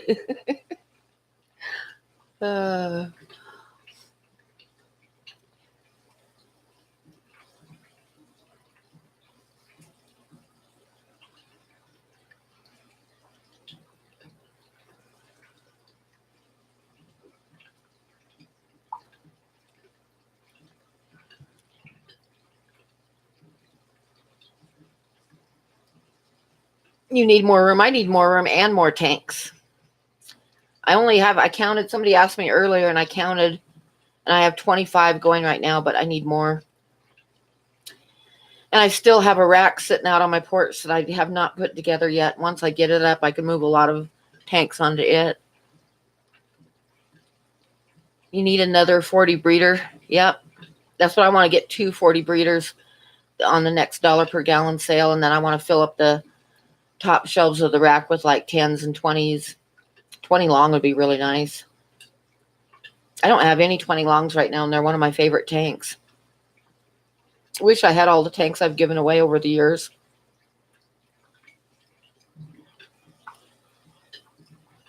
Has Carson asked me out to the movies yet? No, not yet. I'm so disappointed. Just wait. He'll ask me on a live stream. You're moving some red-eye tetras out of quarantine. Cool. You could downsize. If you had 9 big tanks, that would be good. Yeah, give him time. He'll screw up eventually. He disappeared. He must have left. I didn't see him say goodbye, but I haven't seen him for a little while.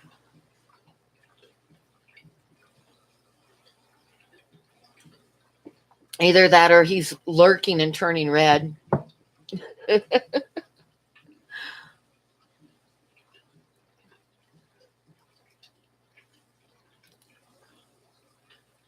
Jesse needs to go into wingman mode. Yep.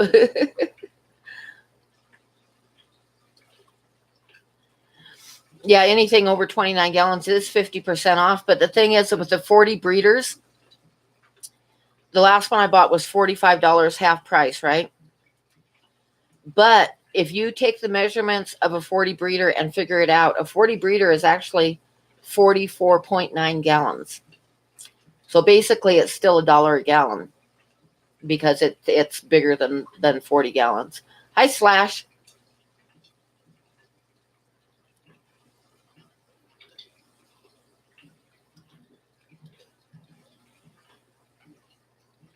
Forty breeders are one of my favorite. 40 breeders and 20 longs are my 2 favorite tanks as far as footprint goes. Eventually, someday, I'll have everything converted to where that's what I have. Right now, I have just a mishmash of all different kinds of sizes. I have 10s and 5s and 20s, and yeah. You have 73 tanks in total, only 4 fish tanks. Oh, do you have tubs full of fish or what?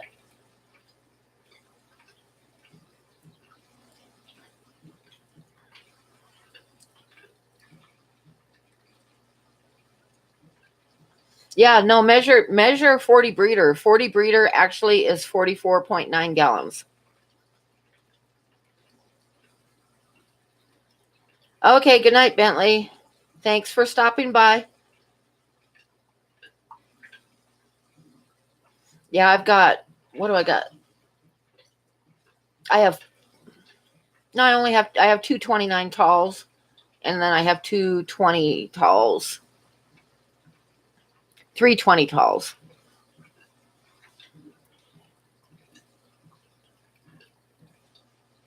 Oh, scale models.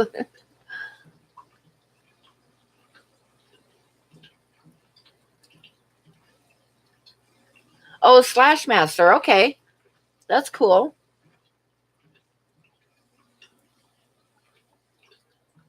Oh, Army tanks. Oh my God. That one went right over my head. Did you guys hear it whistling by?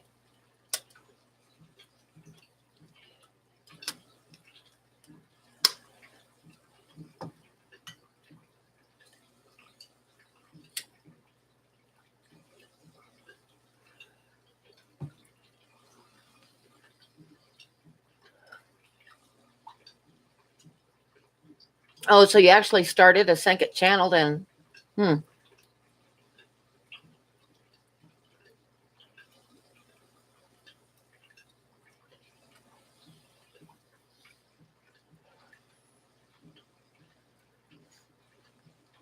Okay, you guys, you got to think of another subject. Oh, Priscilla hasn't come up with a story yet. Priscilla was supposed to tell a story, and Sharpies is supposed to tell a story tonight.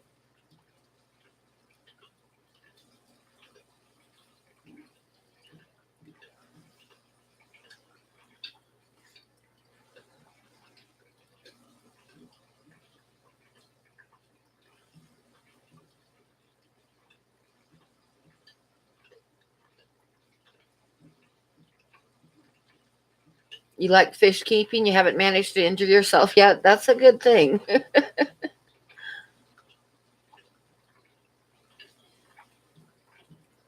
Oh, you're feeding the fish? Okay, feed the fish and think of a story to tell us, Priscilla.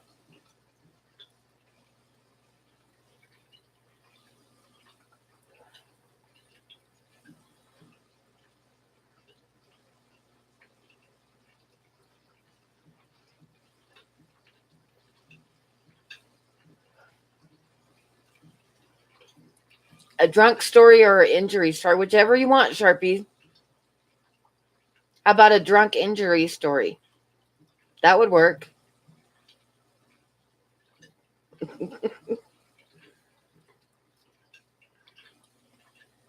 Oh, yeah, a 40 breeder. That's what I have my goldfish in, as a 40 breeder.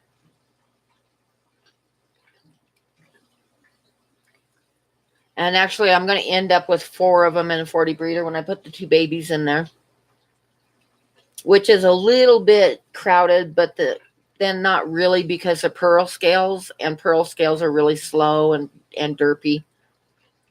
And I've got 2 sponge filters and a hang on the back, and I'm going to put that one of those zest filters in there too, so it will have plenty of filtration. Plus, I change about 80% of the water once a week. You had to go to the doctor today, gastritis from aquarium water? Seriously? Don't tell Sharpie, he'll get that next for sure.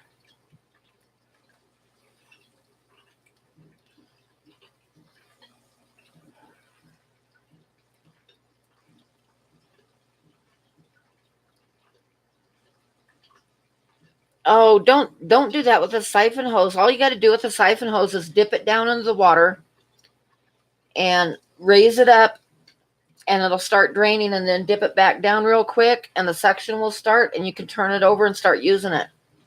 You absolutely don't need to suck on a siphon hose. I learned that years ago.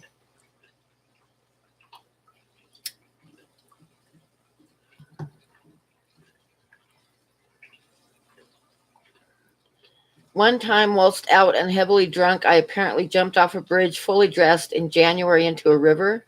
I can't swim and have phobia of water. And how did you survive that one? Okay, Slash, we'll see you later. Thanks for stopping by.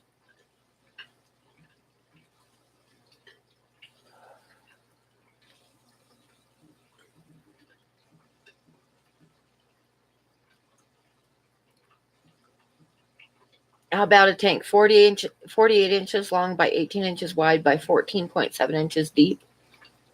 It's a 54.98 gallon. Okay, we can call it a 54 low punchy. And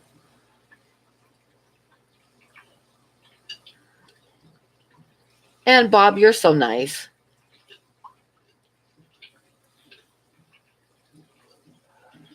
So how did you survive jumping into the water when you can't swim and you were drunk, Sharpies? Yes, you did type that out loud, Bob.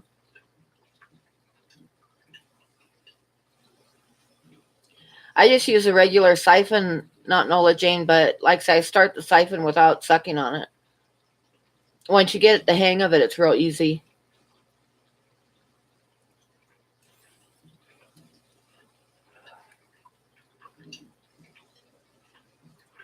You want a large hex tank? I'm not real wild about the hex tanks. He was too drunk to know that he couldn't swim, probably. You were drunk enough that autopilot made you swim. Yeah, basically. Oh my gosh.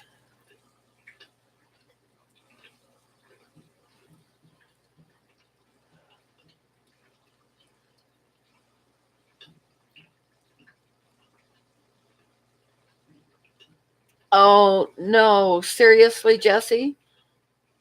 Oh no, was that like recently or? Oh my God. Hi, Tropical Fish Craze. I use buckets, but I don't haul the buckets. I have pumps that I put in the buckets, and I siphon into the bucket and then turn the pump on, and it goes to the sink without me lifting the bucket.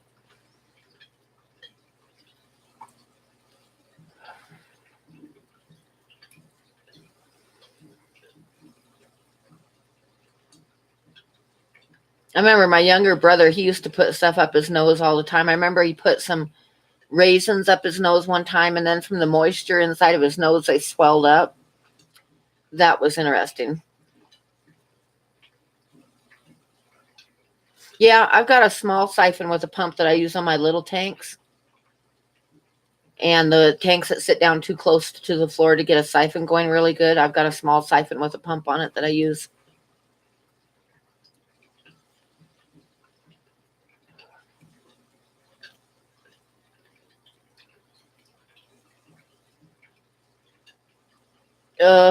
Jesse, that's just sad. Like, 'cause I remember my brother had to be taken to the doctor too after he stuck a bunch of raisins up his nose, and another time he stuck a bunch of marbles up his nose. My mom got those out, but his nose was bleeding pretty good by the time she got him out of there.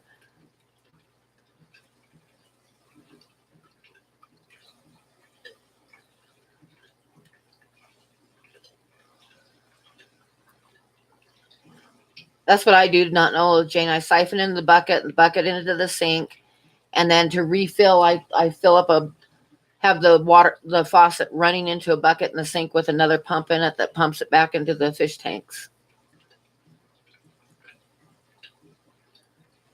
I've never done that, Sharpies, but I guess if you say so.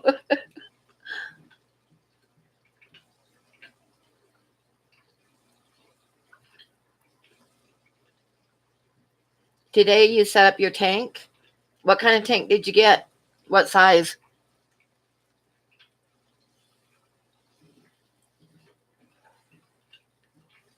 And did you set it up with plants and stuff? Oh my gosh. That is wild prolific breed. That is totally wild that he didn't even know he had them there.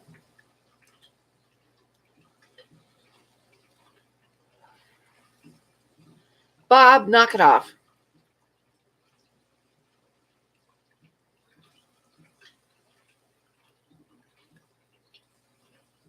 And Mean Fish, you drive careful. And I hope you make it out okay. It's cold up there.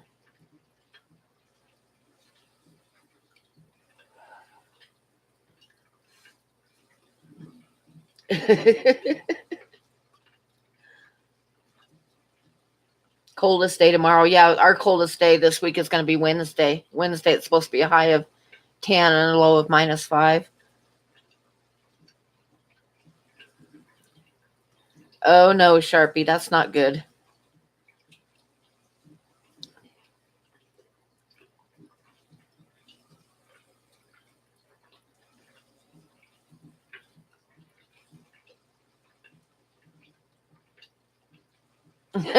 Good, Bob. Very good. -35. Oh my God, that sucks. Those are the Daisy's rice fish. I like them. I got two tubs of babies going of them too right now. And I'll probably sometime this week drop another ball of Java moss in the tank with the adults and get some more eggs out of them, get some more going. They grow really slow. The babies grow really slow. But I started out with just like, I think 6 of them, and I've got a ton of them now. All you got to do is send me an email, Bob, and tell me that you want some rice fish.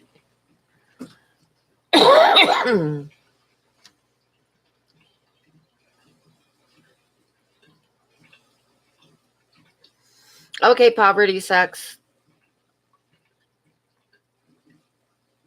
Oh no. I'm not going to name my live stream that. Oh, I could change the title though. Oh my gosh, what was that I was going to name the next live stream? Somebody said and I forgot. You guys remind me, what was I going to name the next live stream? No, Bob. Pop-up Pam. No, that wasn't it. Although that's a good one. No, somebody said something and I said I was going to use it on the next live stream and I totally forgot. But I suppose I can go rewatch it and see if I see it. It was towards the beginning, I think. I think it was something. There was something Ty said.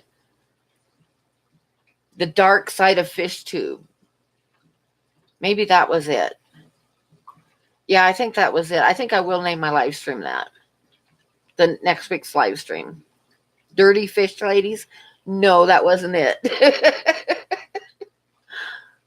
The dark side of live stream, that was it.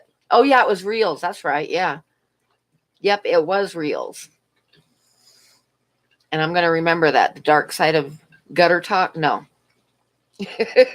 Oh, that'd be good too, Joel. Gutter talk with Punchy. Nope, I'm gonna use the dark side of fish tube. Oh, good. And your kid's how is he feeling, Merritt? Is he feeling better? I'm assuming so since he's going to school. And Jesse, how are your kids feeling? Are they better? Water and pickles? No. Oh, good. Good. Are your kids feeling better with the flu, Jesse?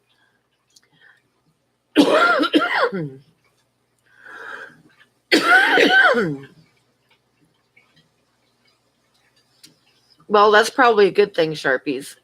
You don't really want to be sticking stuff up your nose.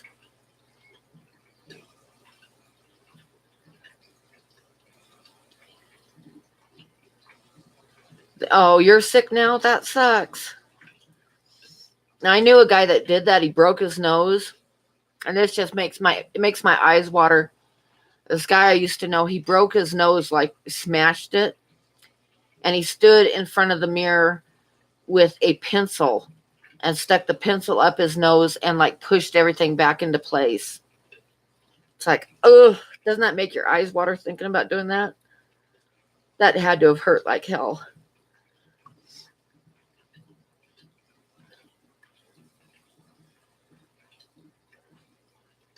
What, Candy? What?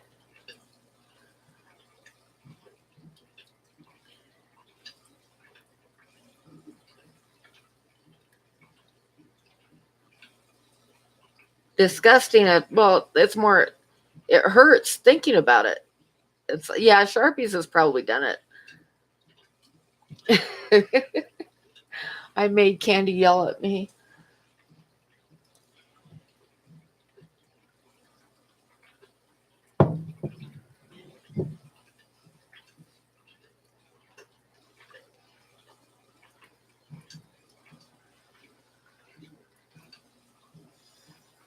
Okay, who else has a good story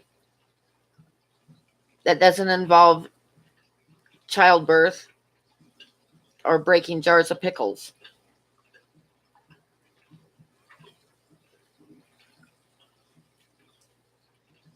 Okay, Candy. You did it and went back to bed? Yeah. All yours involve childbirth, Joel? Oh, no.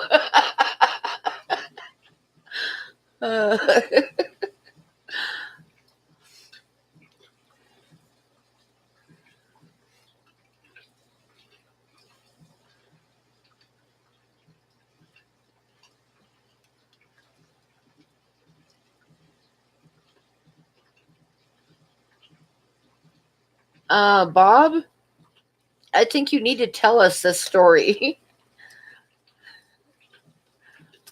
Yeah, kidney stones hurt. Kidney stones hurt.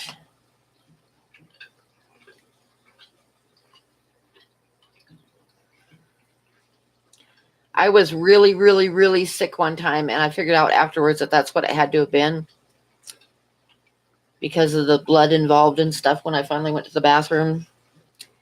But I couldn't even get up off the couch, and it hurt to like have anything touching my back or the area in my back where my kidneys were. It hurt like hell. Yeah.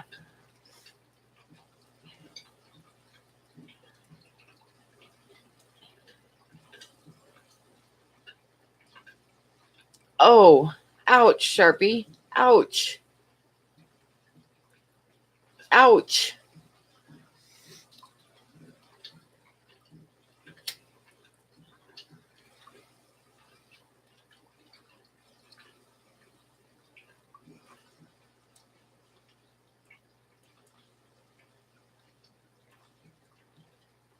Yeah, drink lots of water and cranberry juice. I always make sure now that I get at least one bottle of cranberry juice a week because I do not ever want to go through that again.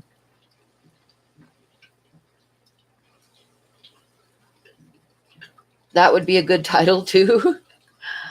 Okay, Bob, what is this about? Fleets, enema, some eye patches, and a meat cleaver.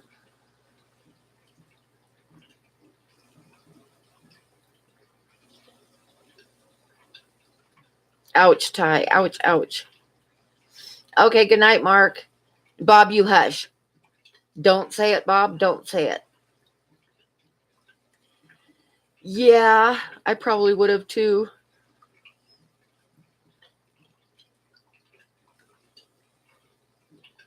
Oh my God, breaking your nose hurts so bad. Too bad they don't make wine from cranberries. I bet they do. One time at a band camp, yeah. I've heard about band camps before.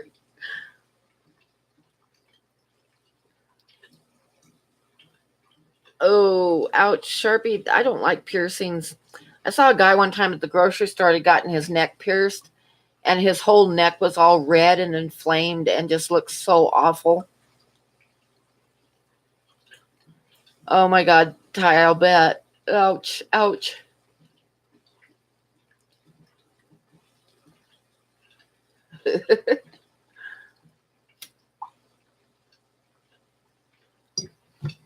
Candy gets traumatized every time I talk about my toe. So I'm not going to talk about my toe.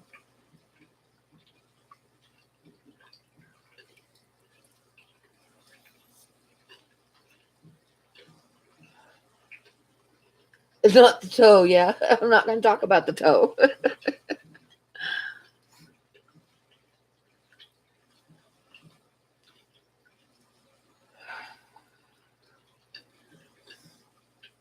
I always think about it whenever anybody talks about popping anything back into place. So, no, Bob, I'm not going to talk about my toe. I'm not going to talk about it, Jesse.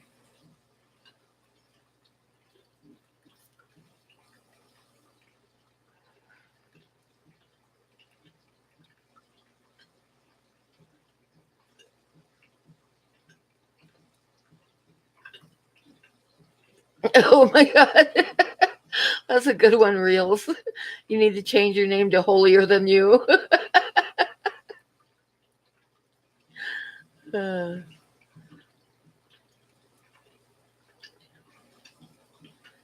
you didn't miss the last exit. You were standing in the bathroom. Okay. Uh,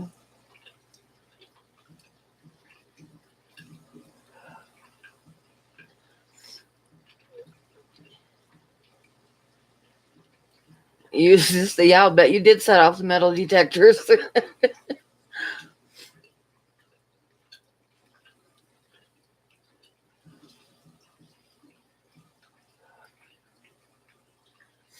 I had my favorite pair of boots when I was working as a secretary. I had these knee boots that were black leather, and then they had like silver stud lace ups all the way down the front, and then buckles on the side with big silver, or straps on the sides with big silver buckles by the ankle and up by the knee. And they used to set off the metal detectors. Love those boots, so I ended up wearing them out. Okay, Bob, don't let the door hit you in the, you know what? Bob, I have never, ever, ever mentioned my knee boots before. I know I didn't. Never.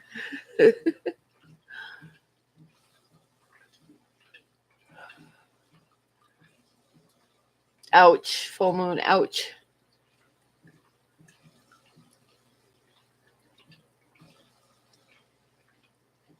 Yep, don't let the door hit you, Bob. Good night.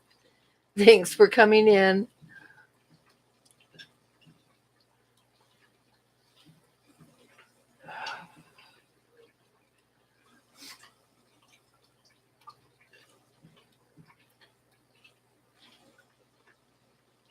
The thing is with the toes full moon is like the first time I broke my toes, I went into the doctor and all they do is take tape and they tape your toe, your broken toe to the toe next to it.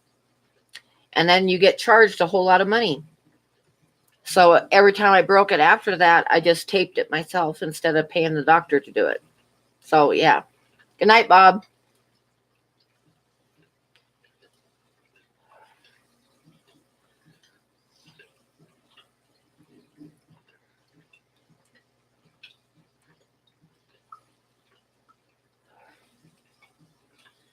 You got some Captain Crunch?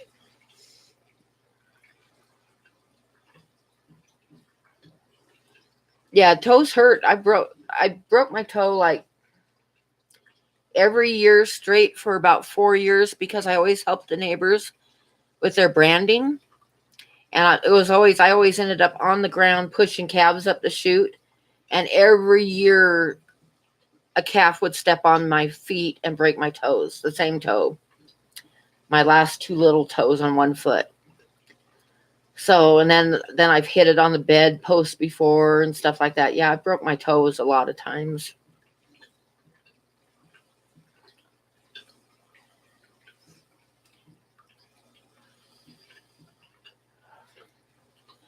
Yeah, Sharpie, I did a bad thing with my hand that I can still see to this day. I still see what I did.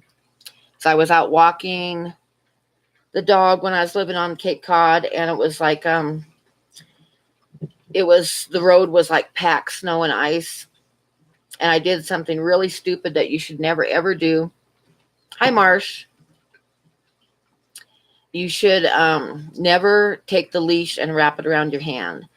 And I knew that from having horses because you never do that when you have horses either. You never take the lead rope and put it around your hand. That's stupid.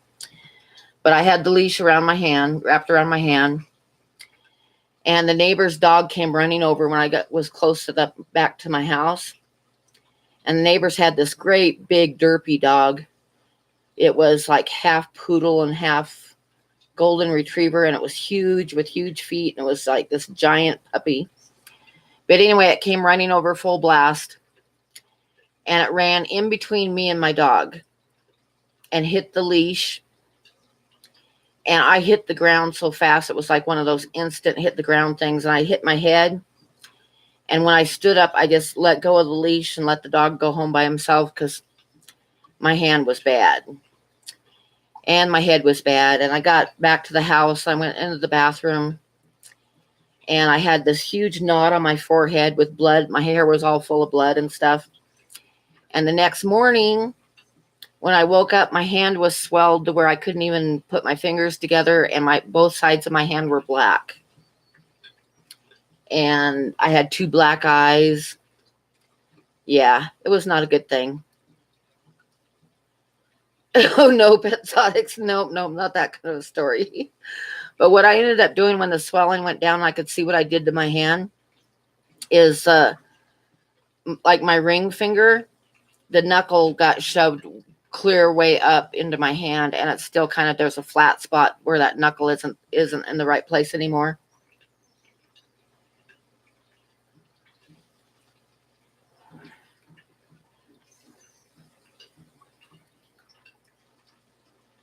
You cut your hand grabbing the leash, ouch. But yeah, never ever ever wrap a leash around your hand. And if you have horses, that's one of the first things you learn is you never wrap the lead rope around your hand either. So I knew better. So it was kind of my fault.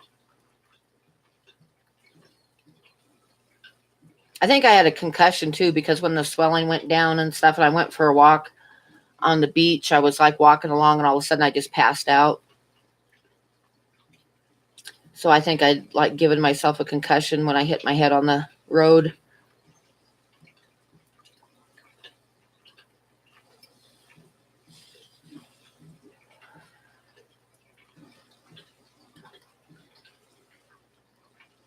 Yeah, that's gonna hurt, full moon. Yeah.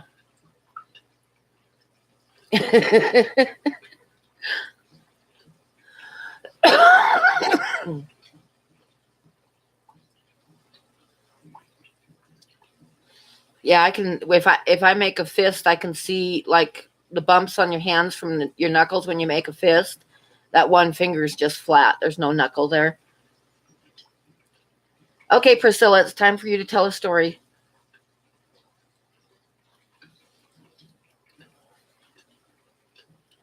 You got everything done, so think of a good one.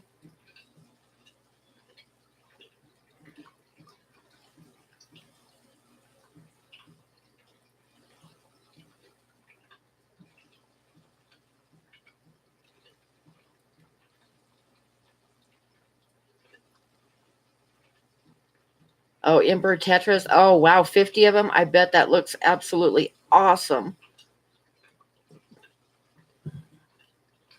You should get all 50 of them and put them in your tank.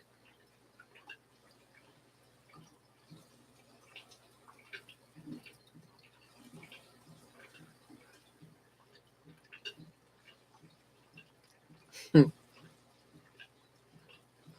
Oh, you don't need to wash your mug. Just add more coffee to it.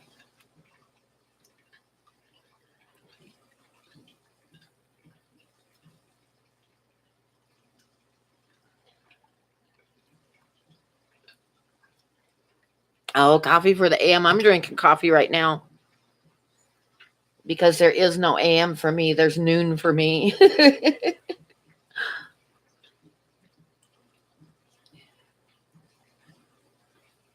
Oh, wash your face. Okay. Oh, sorry about that.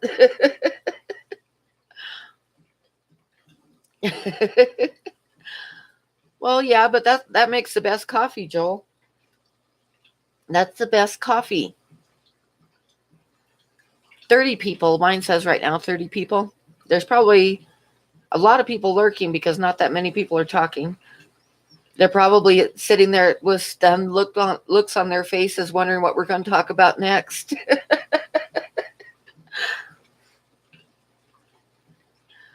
The people lurking are probably traumatized.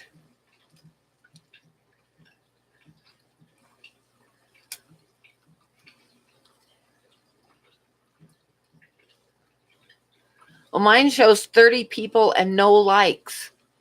Has nobody hit the like button, or is it just my YouTube screwing up?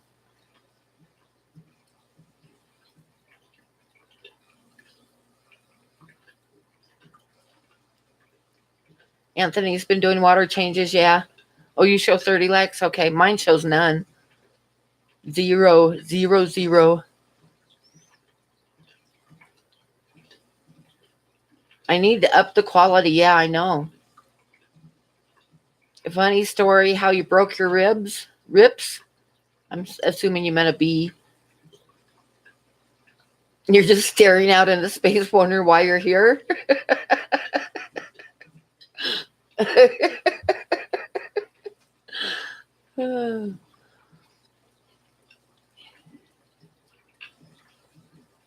Oh, mine still shows sound. I'm assuming you guys still hear me because my little green dot's still moving.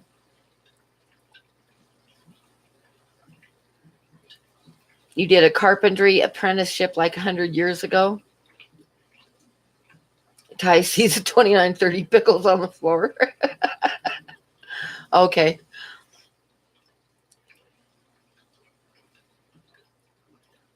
Okay, Priscilla. You were on a router machine.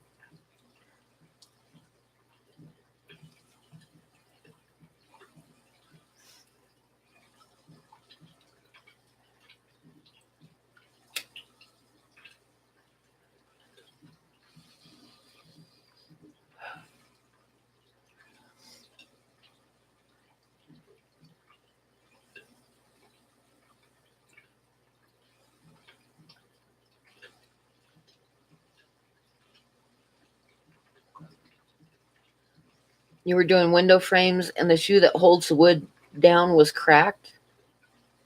Oh, that's not, I can see that's not going to be a good thing.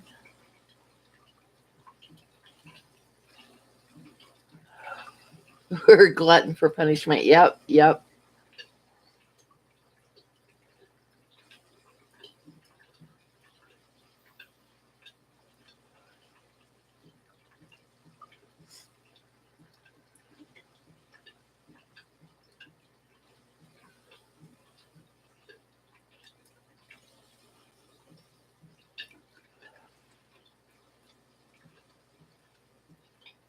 Did I manage to get any fry from the rice fish? Yeah, actually, Teresa, I only started out with 6 fish, so a lot of those that are in there now are fry that I've raised.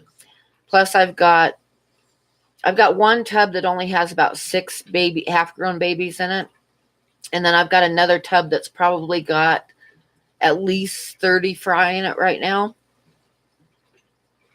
And then I'll probably stick some moss in there and gather some more eggs and do it again. But I've got 2 tubs of fry that I'm raising right now. Plus, like I say, most of the fish that are in there right now are fry that I've raised.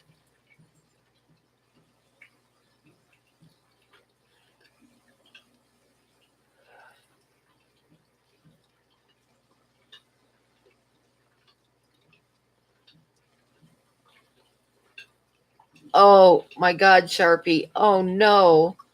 Oh no. Priscilla says, then the loudest sound you ever heard in your life and a breeze of wind through my hair.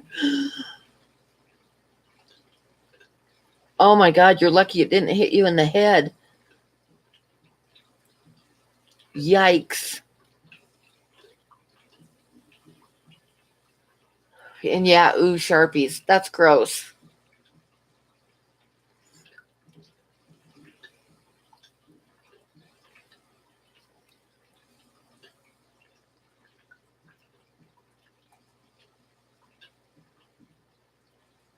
Ouch. Ouch, Priscilla. But oh my God, you were lucky that did not hit you in the head. Oh, that's gross, Teresa. Ooh.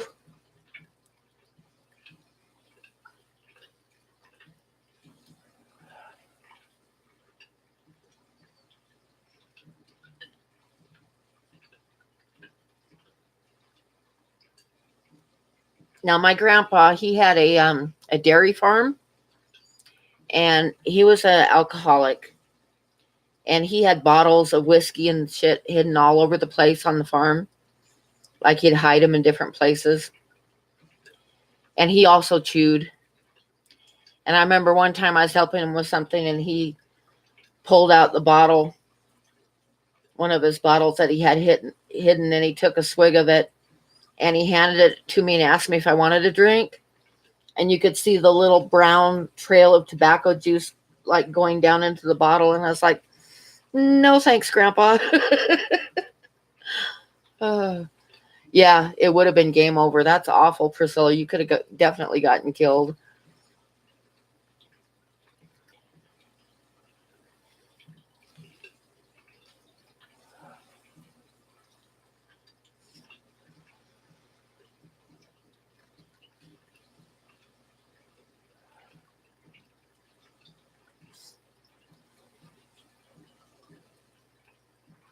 But my grandpa was quite the character. He had he was like in his 70s, and he had cancer. So I spent like 2 weeks helping him out with the cows and stuff. It was right after Mount St. Helens blew up, and his farm was at the base of Mount St. Helens. So he had like a ton of ash, and he had like mostly jerseys, and he had a couple Holstein cows, and you could not tell them apart because they were covered with ash. So we milked like twice a day, and he had milking machines for like 6 cows at a time. But we'd bring them into the barn, and then we had to wash them off because they were still covered with ash before we started milking them. So the milking that usually took an hour in the morning was taking like 4 hours. So anyway, I went to help him, and we were sitting there talking one night, and in his living room, he had like a big old wood stove in the middle of the room, or actually off to one side. And his rocking chair was over by the wood stove. That was his favorite chair, his rocking chair by the stove. And I was sitting on the couch on the other side of the room and we were talking. And he told me that my Uncle Don had come to visit like 2 weeks before. And he was telling me about it. And he said my Uncle Don had like found Jesus big time. So he said that Don was sitting on the couch talking to him with the Bible in his hand. And he said, and my grandpa, he was quite the character. And he says, and he started preaching to me about the Bible. And I looked at him. I said, well, what'd you do? And he says, I just kept rocking harder and harder till I pushed myself behind the stove and didn't have to look at the son of a bitch. Oh my God, I laughed so hard. He was a character. Okay, so I missed stuff. Inspect heavy machinery before use, yes. Wood tools are dangerous, yes. You also have made the mistake of grabbing the mug of water I used to clean my paintbrushes rather than my coffee cup. Yeah, I've actually done that before when I've been painting Sharpie. I've accidentally started to take a drink of the brush cleaner instead of my coffee.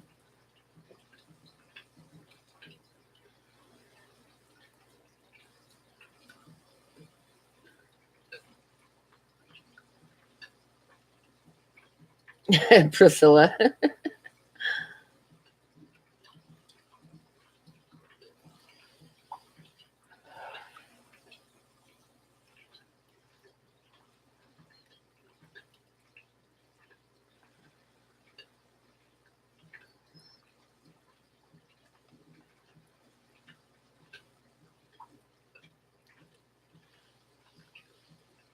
I could say something about religion, but I don't want to offend anybody.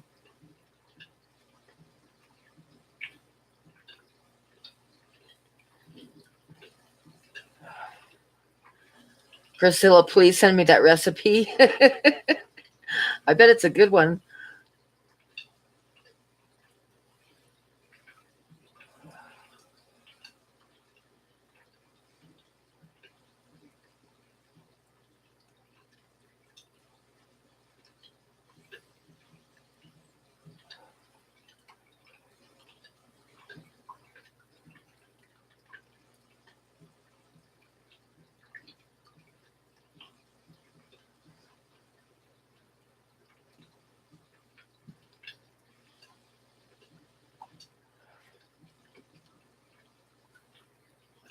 Oh, nice.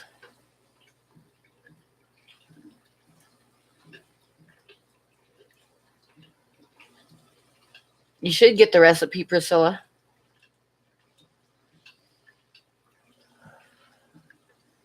I wish I would have had it a few years ago when I lived in Huntley in Montana. I had 2 big apple trees in the backyard, and I always had so many apples falling on the ground. The trees would get so loaded. It's one year that the trees were so loaded with apples it was breaking the branches. The branches were snapping. And I made apple pies. The freezer was full of apple pies, and I made cinnamon rolls with chunks, like cut up pieces of apples instead of raisins. That turned out pretty good. But I was doing everything I could think of with apples. If I would have had that recipe, that would have been nice. Yeah, Huntley is in Montana, just right outside of Billings. I lived there for 2 years, I think. It was kind of a backwards little town.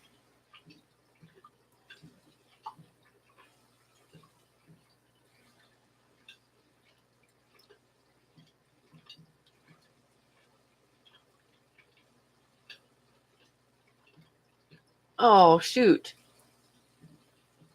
You had 5 apple trees now. You know why? Yeah. I only had 2, but it was like, man, I got a lot of apples out of those trees. And then there would be so many hit the ground that I'd have all winter long. That'd be like I'd get up in the morning and you could see where the deer had been in the yard, like digging through the snow to get to the apples.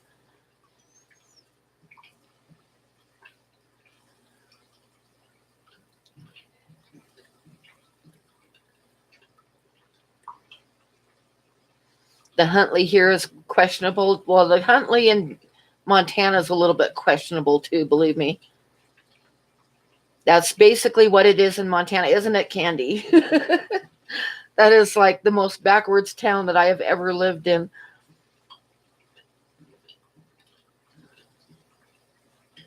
Yes, yes, it is.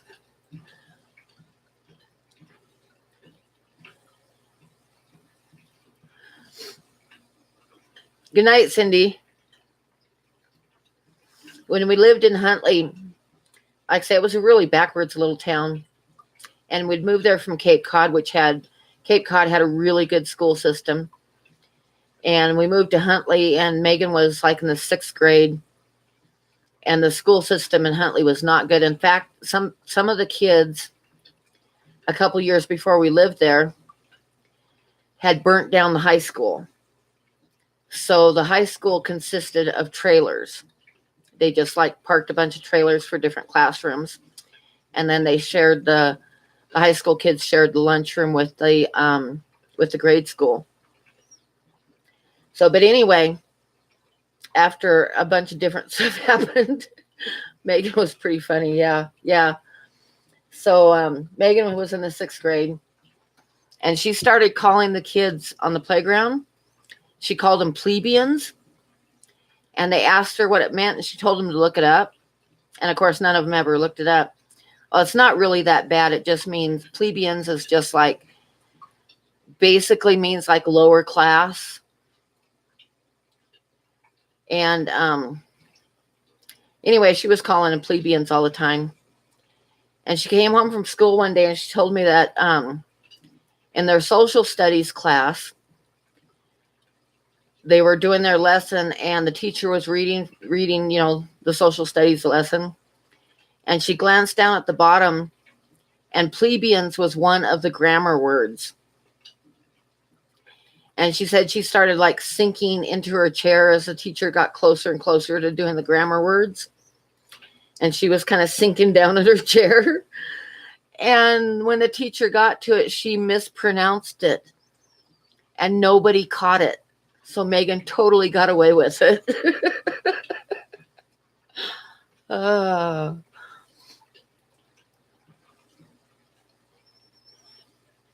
Good night, Jesse.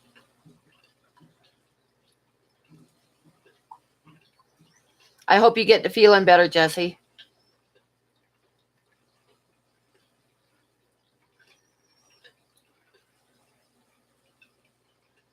No.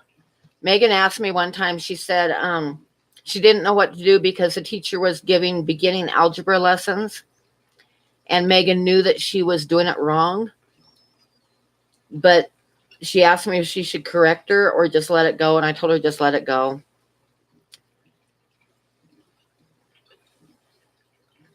Plebe is a daily use insult here. Okay. Yeah, I know, Candy. And we never knew each other. And I've been to Columbus a lot of times too. But another thing that Megan did that actually I was quite proud of her. Because when we were on Cape Cod for Christmas, I had gotten her 2 Pokemon shirts from Hot Topics. And those were her favorite t-shirts. And she came home from school almost in tears one day. And we sat down at the table and I asked her what was wrong. And she told me, and this was in Huntley. And she told me that the kids at school were making fun of her. She'd worn her Pokemon shirt, one of her Pokemon shirts. And the kids at school were making fun of her, telling her that it was a baby shirt and all that stuff. It had come from Hot Topics. It wasn't a baby shirt. But they were making fun of it. So we were sitting at the table and I had talked with her and I said, okay, so I said, if you want to get a different wardrobe to fit in, I said, we can find you stuff. But, we're talking like in Huntley, you're talking like shirts with snaps on them and belt buckles and that kind of shit, right? So anyway, so I told her that, if she really wanted to, we could go get her a different wardrobe so she fit in better. Or, she could just be herself. It was up to her. I would get her new clothes if she wanted. So she didn't say anything else. And the next morning, she got up and got ready for school. And by God, she put on her other Pokemon shirt. It was like in your face. And I was quite proud of my daughter that day.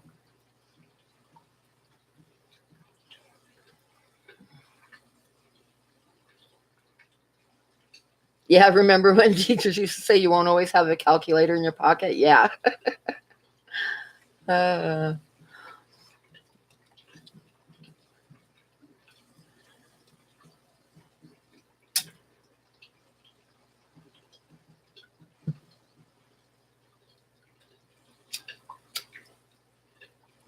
yep, you don't have to wear it.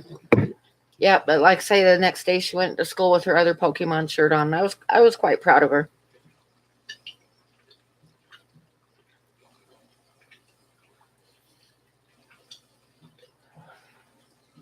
And when we were living in Huntley, when her birthday came around, I told her that she could have a couple friends over for her birthday.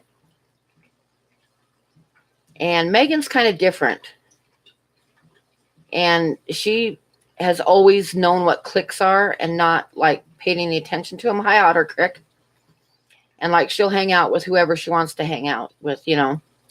But she told me when I told her she could have a couple friends over for her birthday, she told me no. She says, I don't want to have them over here because the kids that hang out with me at school are the popular kids and they talk about everybody. And she told me, she says, and I know that when I'm not around, they talk about me too. And I just don't want to have them over here for my birthday. So I was like, okay.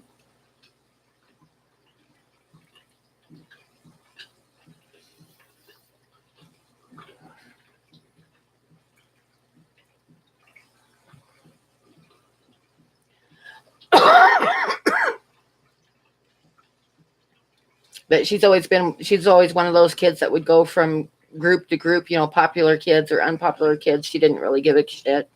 She was just friends with everybody.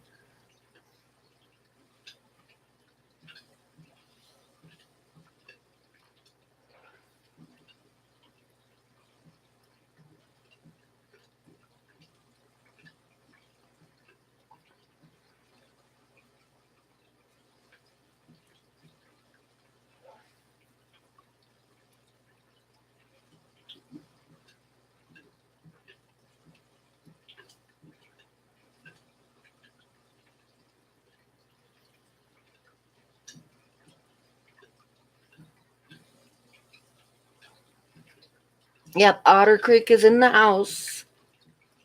Welcome to the stream, Kendall.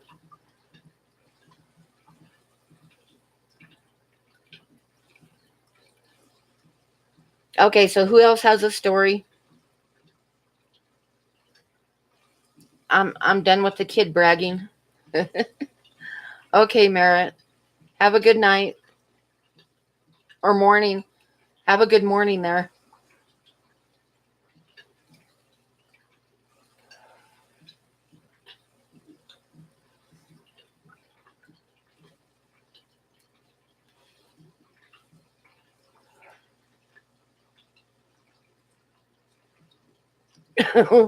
I'm sorry. I'm sorry, Kendall.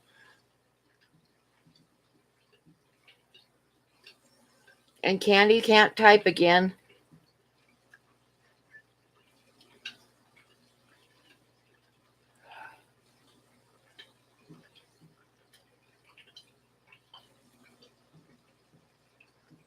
Yeah, because I remember that it is morning there because you always get your kid off to school in the middle of the stream. You have to go get him up and get him off to school. I used to do that a lot of times too. After I got the kids off to school, I'd go back to bed for a while.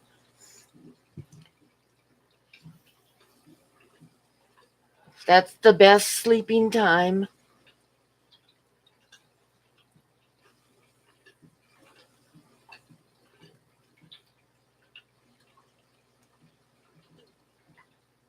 Okay, so everybody's quit talking. Do you think it's time to call it a night yet?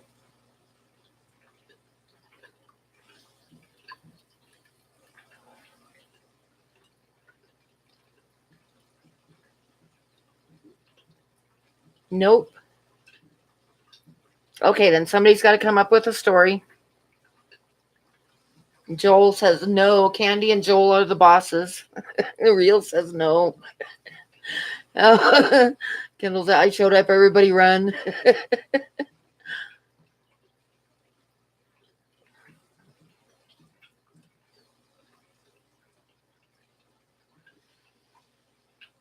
Is it 7:30 at night or 7:30 in the morning?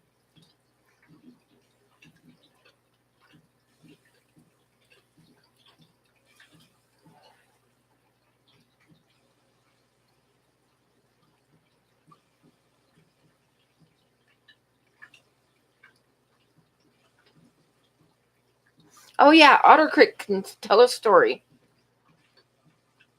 2:30 a.m. Oh yeah, it would be on the East Coast. It's 12:31 here.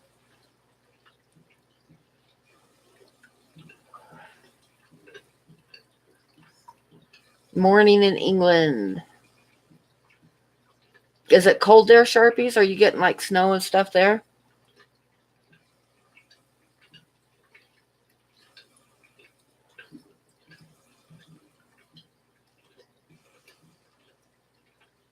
And 8:30 p.m. there.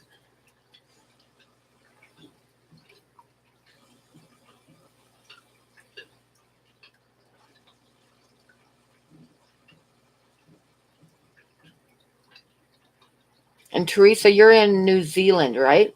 Am I right or wrong?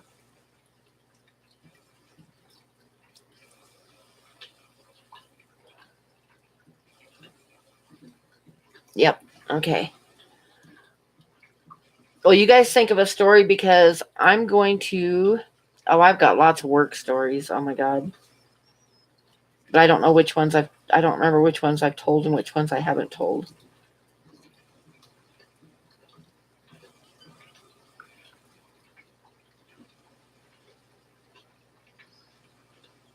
Pretty soon you'll have more rainbows in San Francisco.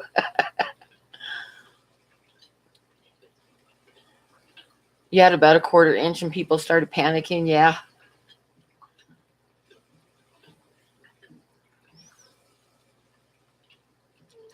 Yep. That's usually about what time I get home, Ty, from work. I get off at 11. A lot of times I don't get off till 11:30. And so I'm usually home between 11:30 and 12.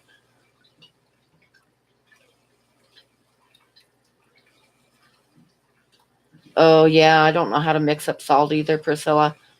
But I'm gonna do brackish water when I get the little mud skipper things. So I got to figure it out. I have an empty tank waiting for them, but I'm gonna wait till it's a little bit warmer before I ship the rice fish and before I have Jesse ship me the mud skippers because I don't want to lose them in the cold. And it's definitely not going to be this week, but we'll have a week soon where it's in the 30s and 40s.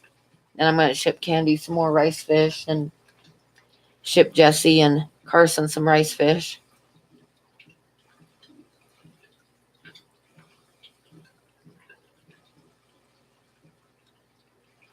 £30 of salt to mix water for 100 gallons. That's a lot of salt. I got to order some salt too, some sea salt, because I know that the pet store here is not going to have it.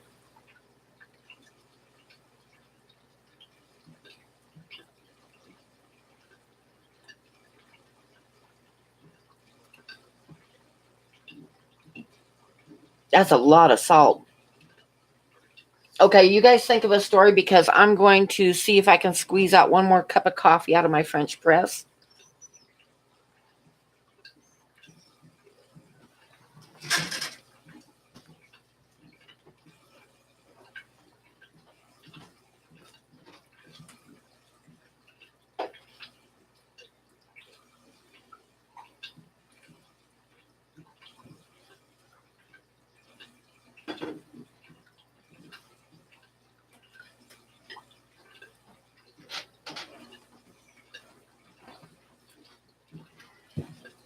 Haha, success. I got one more cup of coffee.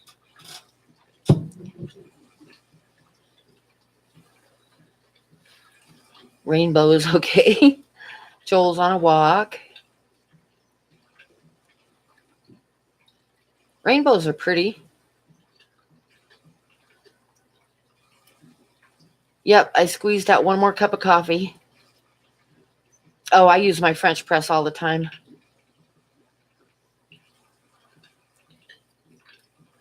Oh, I bet they were. They're probably hungry. They always like do that. I should give them a little bit more. Let me see.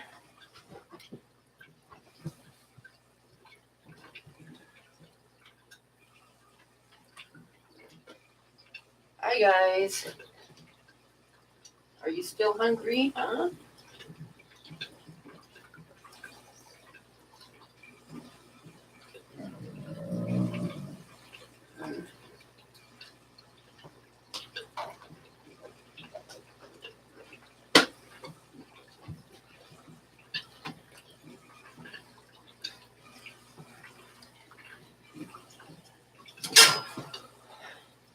It's no wonder they got such big little bellies on them.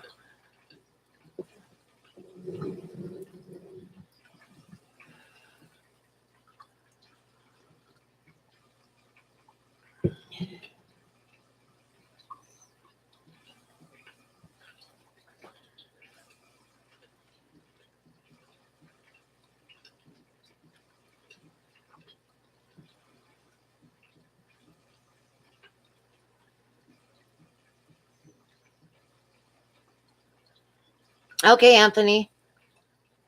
Yep, you'd better get to bed. I work tomorrow, but like I said, I work 3 to 11, so I always stay up late. I got a couple more fish tanks I'm going to clean today, though, before I go to bed.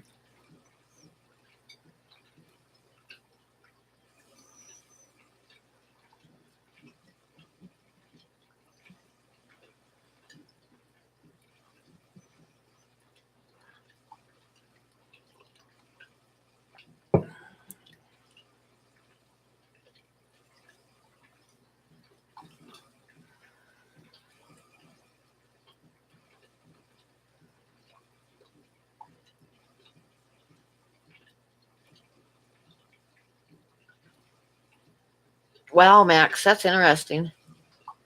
Hi, Coco.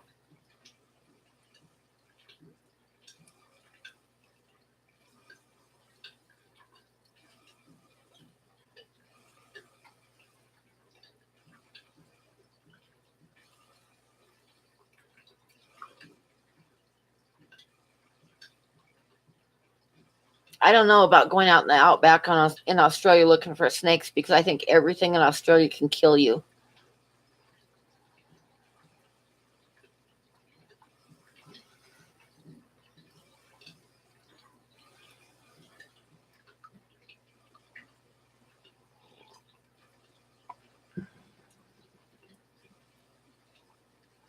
Yeah, when I go to make my brackish water, I'll probably get a hold of Candy and say, "How much salt should I put in the water?"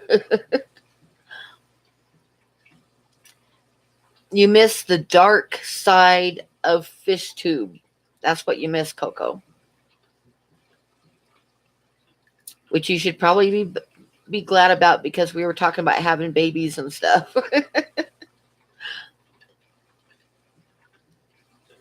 Oh, do you really think I have to get one, Candy? Or can I just wing it?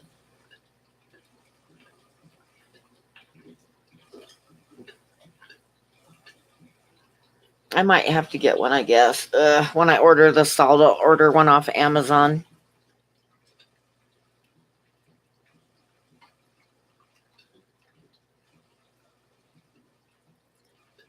Yep, raising our own fry. On the salt bucket that says how much to add to the RO water. Okay. Well, I'm not doing like full salt water though. I just want a little bit brackish for the mud skippers. Exactly, Sharpie. I don't blame you because you would find all the poisonous snakes right off the bat.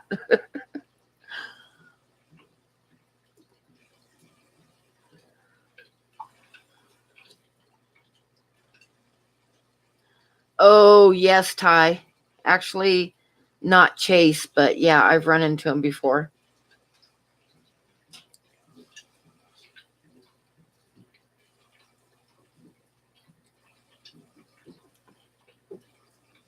Yeah, that's true, Candy. I guess I'll have to get a refractor meter.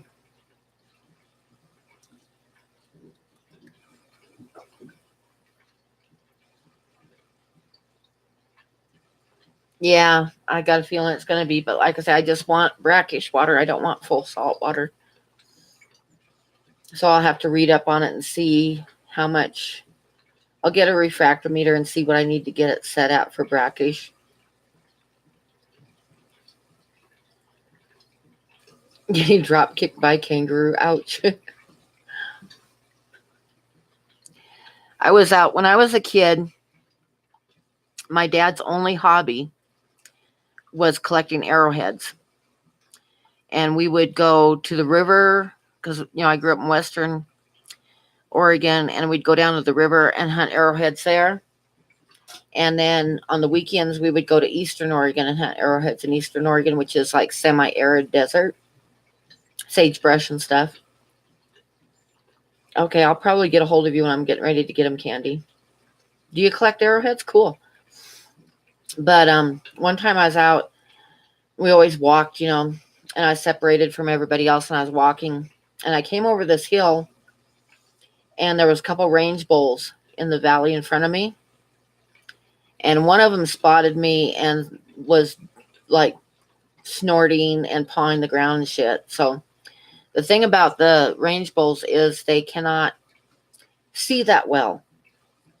So if you hold still, they don't really see you. So yeah, that's Ty. That's right. Yeah. What I did was there was no trees there. It was just sagebrush.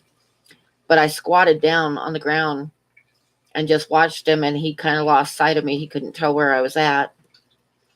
So when he went back to grazing, I just like very slowly started backing up over the hill again, like, backing up. And I got almost over the top of the hill, and I heard a growling behind me.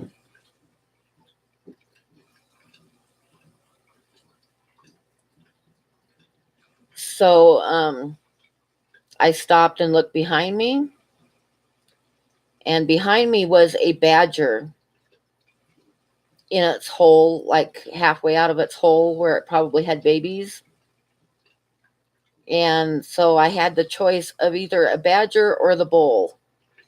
And I decided to take the bull because badgers are nasty little critters. They're nothing but a ball of muscle with sharp claws and sharp teeth. So I just kind of backed slowly back over the hill again and just kind of waited the bull out.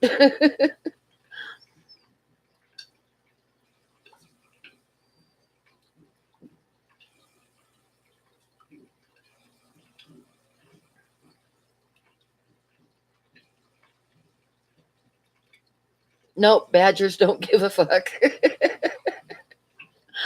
That's exactly right, full moon.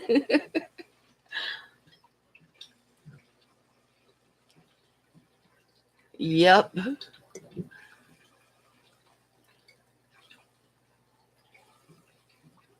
And really, badgers are just a ball of muscle. And if you've ever seen them close up, they've got these huge, huge claws on their front feet, and then they've got big teeth. And yeah, you don't want to mess with a badger.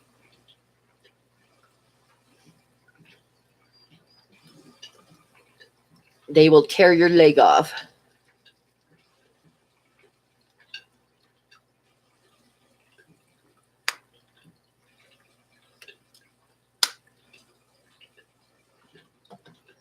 From what I've read, Marsh, I think there's some kinds of mud skippers. I think the Indian ones you can keep together. But if I remember right, the African ones, you have to keep them separate, like only one. So you'd probably want to go with the Indian ones. But look it up for sure because I haven't had them.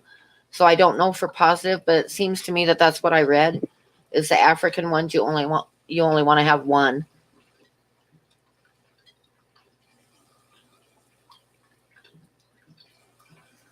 Yeah, the African. That's what I read. Candy was the African ones are aggressive, and you don't want to have it. You can't have a bunch of them in a tank. So I think if you were going to get like a 40 breeder and have a bunch of them, you'd want to go with the Indian ones.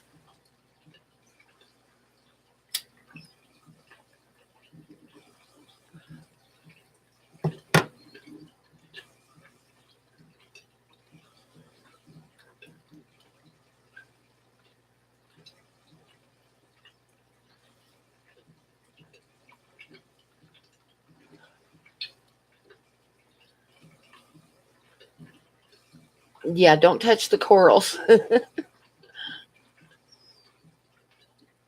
Well, Candy told me that clownfish bite, and that just like totally crushed my dreams because Nemo shouldn't bite. Oh yeah, lionfish you don't want to touch either. Yeah.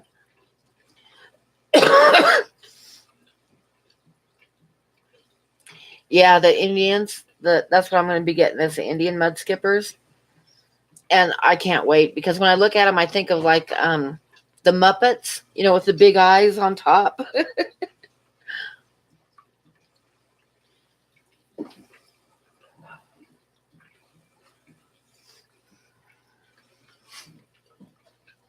Like little puppies. Yeah, I think of the Muppets with the ones that got the eyeballs up on top of their heads.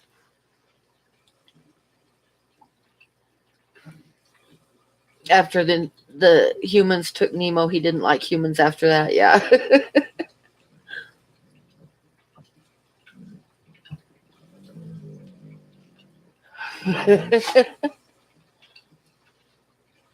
What's the matter, buddy? Is the kitty bothering you? Huh? Is the kitty bothering you? Did you want a cookie? Did you want a cookie? Did you want a cookie? Yeah.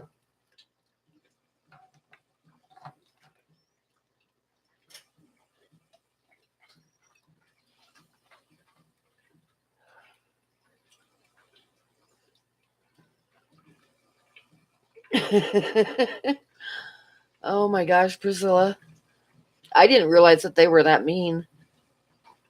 I thought that they'd be like, like you could have a whole community of little clownfish swimming in the corals. Which goes to show you that I know absolutely nothing about saltwater tanks.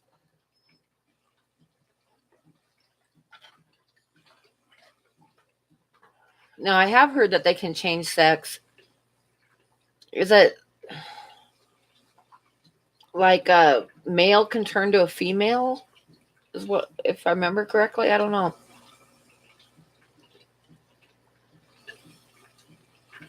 Oh, okay. Females can turn to males. Okay.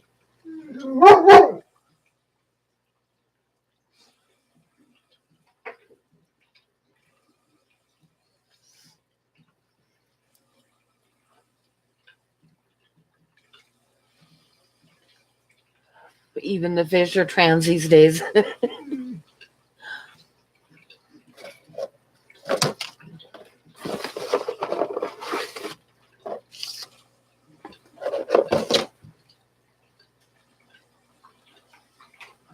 This guy that I know that lives in Billings, he posted something on Facebook today that was so funny it cracked me up.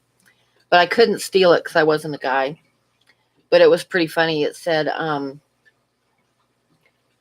that he became a trans today, but it wasn't on purpose. It was because it was so cold in Montana, which cracked me up. Oh.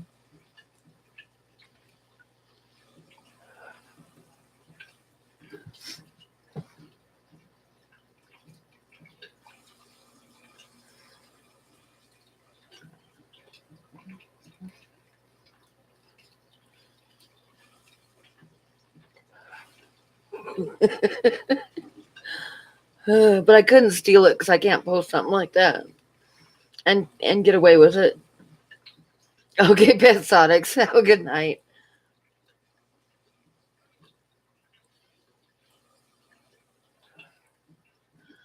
I saw that, Teresa. That made me sad.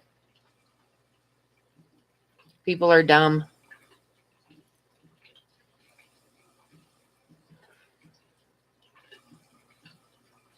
There's always people in Yellowstone Park doing stupid stuff to tourists.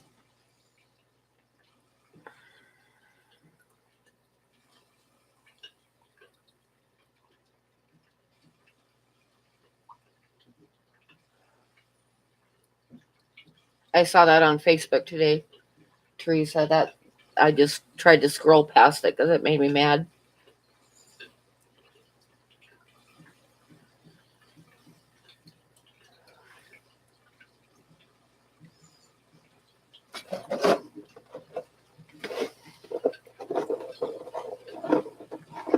Buddy thinks I'm crazy when I talk to the computer on Tuesday nights.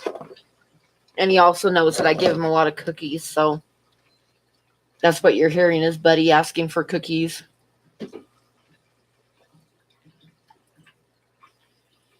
Right, Buddy? Did you want a cookie? Did you want a cookie? You want one? What do you say? What do you say? You want a cookie? You want a cookie?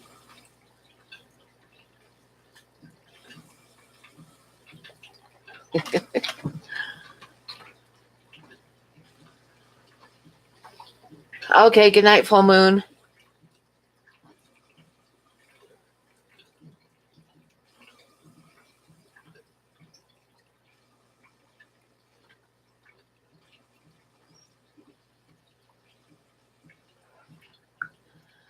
Okay, Priscilla. Thanks for coming in.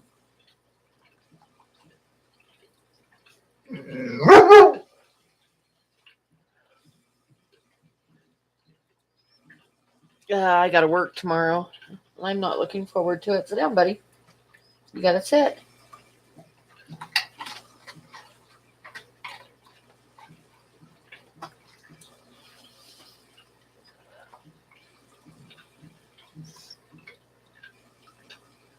It is getting late. I think maybe another 15 minutes.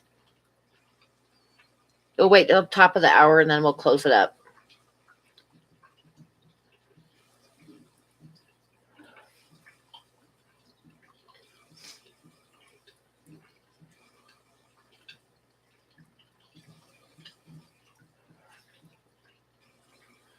So we got time for a story if somebody's got a story.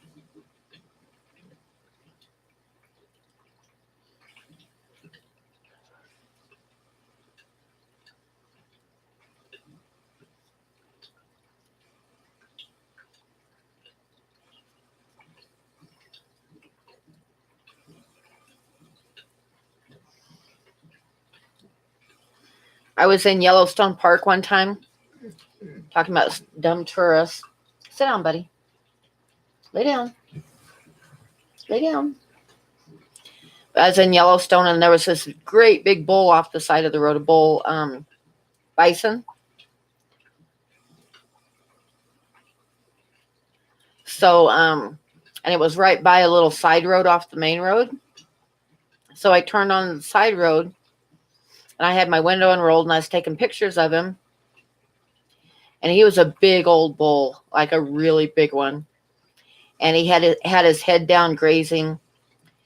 And some idiots like stopped on the main road. Like I said, I had just turned off on the side road to get pictures of him. And they wanted to get pictures of him and they wanted to get his head up. So they honked a couple times. And his head shot right up and his tail shot up. And he looked right at me and was getting ready to charge. Because when their tail comes up, you got to watch out. So, yeah, I had to step on the gas really fast to get out of his way. They almost got my truck rammed with their dumb laying on the horn to get his attention. So, yeah. Joel's home. Get some water. Get some coffee. Coffee is better if it's gone through a filter. Water is better if it's gone through a filter. Yeah, people are dumb.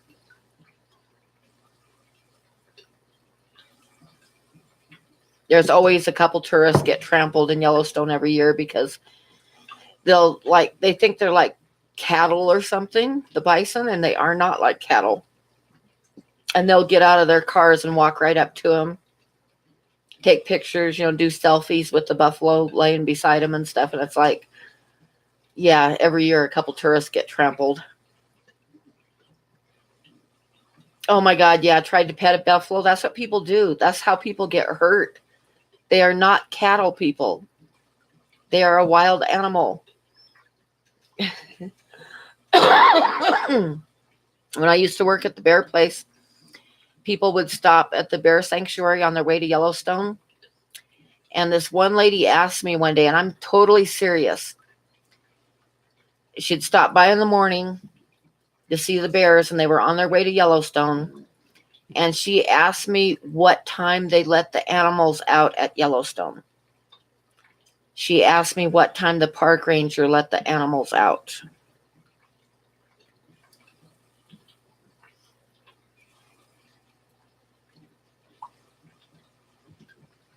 Yeah. I was like, oh my God.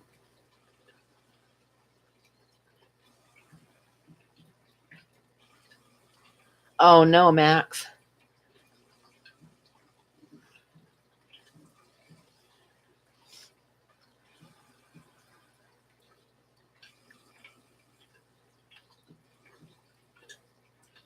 Oh my God, Ty.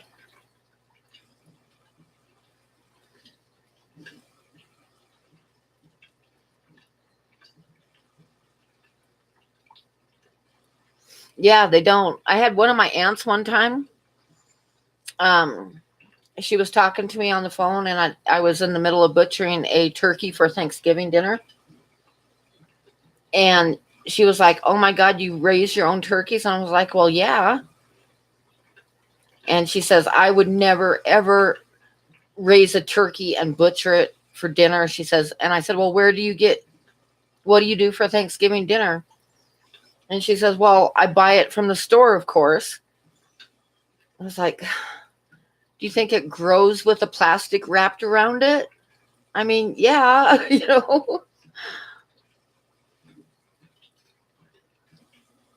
wild mushrooms anywhere are no joke. I used to go out and get wild mushrooms, the morels, but you have to know what you're looking for because there's a lot of wild mushrooms that are poisonous everywhere.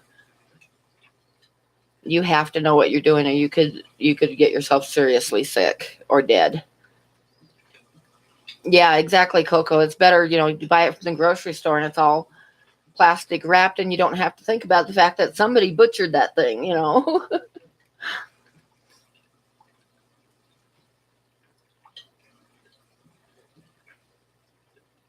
Well, if you're in the Philippines, you can get chicken eggs out of the ground. They take like half developed chicken eggs and bury them in the ground for months and then dig them up and eat them. Buffaloes are delicious. I mean, beautiful. Yeah. uh, I didn't for years, Teresa. I lived on like a ranch, and we always raised our own food. But now I don't. I don't have room to raise anything. But we'd raise pigs and goats and chickens and turkeys and ducks and sheep.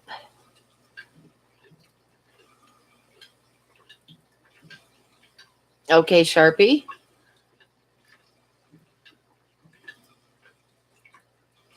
I'm scared to see what the end of the story is.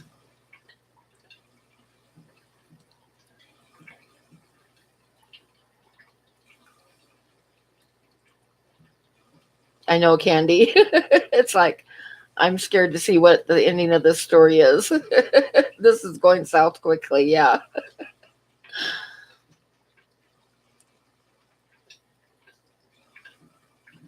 Oh my God. Oh, that's so gross. Oh no. Oh no. Oh my God. The visual is really bad.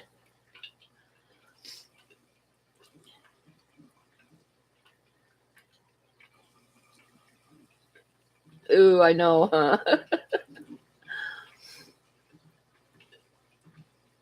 Candy. Oh, when one of my kids was a baby, I think it was Jessie. When she was a baby, she got constipated. And I don't like to use like harsh medicines and stuff. So instead of buying something to do that, I just decided that, I'd do it the natural way. So I got some prune juice. But I'll tell you right now, you don't give a baby a full bottle of prune juice. And it's not a good idea. Because she was like, the camera enema. Okay, Max, good night. So anyway, I gave her a bottle of prune juice, and she was straining and straining, and then she looked relieved. So I was like, oh, thank God. So I laid her on the bed. She was a real tiny baby too. I laid her on the bed. Yeah, that was a ton. And I opened up her diaper, and there was 2 little balls there. So I thought, okay, that was that, So I took the diaper, and it was a cloth diaper because that's what I used all the time. And hi, Steven. And I took it back to the bathroom, and I was like shaking it out into the bathroom, and then dropping it in a diaper pail. And I heard this sound that sounded like a waterfall. So I go back in the bedroom, and she's like, it's coming out like a waterfall, right? And it's like pooled up and then hit the edge of the bed and made a little V and was dropping down onto the floor. And it was coming out in a steady stream. Yeah, so don't ever give a baby a full bottle of prune juice. Not a good idea. Oh.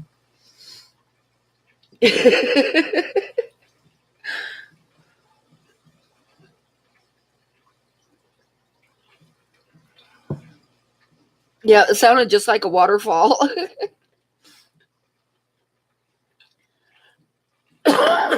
Yep, live and learn.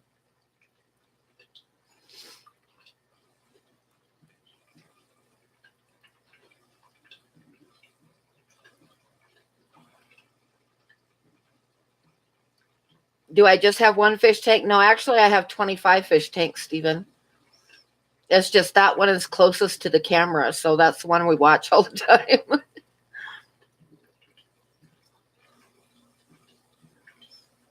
Cows would be tough. Well, what you do is the animals that we raise, like we raise pigs and stuff, and we named them like pork chop and bacon, and we had a calf and we named it T-bone, and stuff like that. So you don't forget what you're raising it for.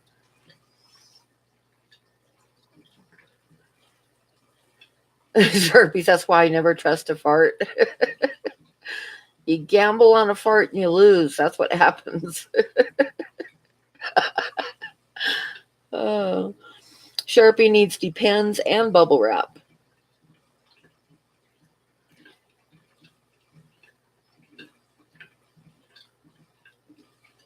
Can you see what it's like outside? It's dark here. So even if I pointed the camera out the window, it wouldn't show. We have snow on the ground, and it is 24 degrees right now. And tomorrow night, it's supposed to get down to -5. And Thursday, it's 10 for a high and 5 for a low, which means it'll get colder than that because they're usually wrong. Yeah, breakfast, lunch, and dinner.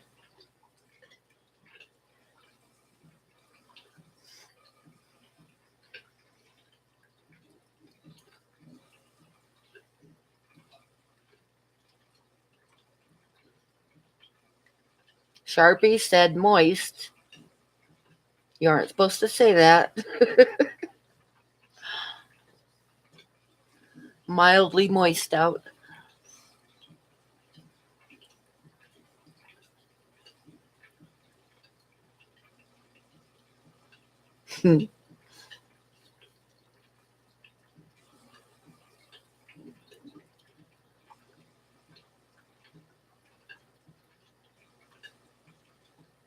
Are you sure the weather isn't crappy?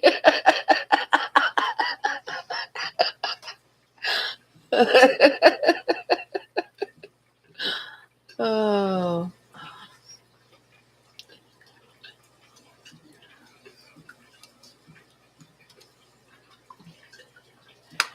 I remember one time, this is just a little tiny short story. When Tucker was about maybe 3 or 4, about 4 years old, he started crying. He was in the bathroom and he was crying. So I went to the bathroom door and I asked him what was wrong. And he told me there was something wrong with him. And I said, what do you mean there's something wrong with you? And he said, my poo is coming out faster than a speeding bullet.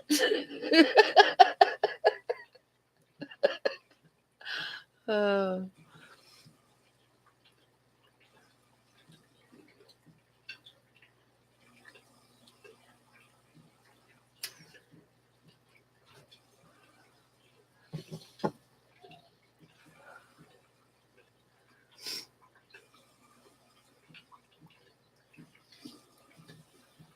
and Jessica, my oldest, oh my gosh, she was always like, and she still is, somewhat of a hypochondriac.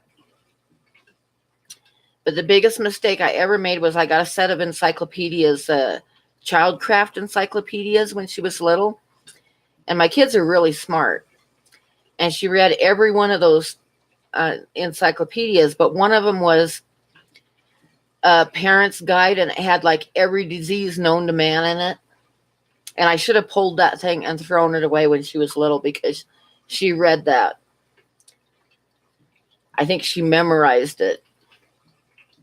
And one time when the kids were playing, Courtney was 6 years younger than Jesse. And Courtney started crying. She came down to tell me that Jesse told her that she had worms. And I said, "What do you mean?" And she said, "Jesse said that I have worms in my poop, that I have worms." So I went up and I looked because they hadn't flushed the toilet because Jesse was convinced that Courtney had worms. So I went and looked and it was like undigested rice. And I said, "Oh my God, that's not worms, that's rice." I said, "You're fine, don't worry about it." So the kids went outside and they were playing, and the landlord's kids were playing with them. And pretty soon Courtney came in and she was kind of really upset because the landlord had taken his kids home and wouldn't let them play anymore. And I said, "What do you mean he wouldn't let them play with you anymore?" And she said, "Well, I told him that I had worms and and he took the kids and went home." I was like, oh my God. Oh my God. Oh, kids. Yep, Candy's got to make a video one day.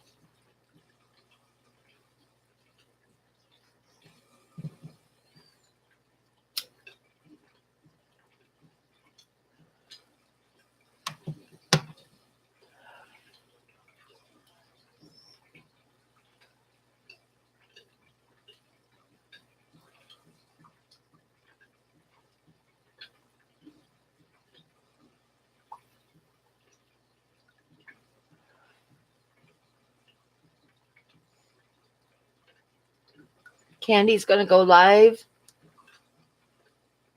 She will have like an instant hit on YouTube. Like it'll go viral instantly.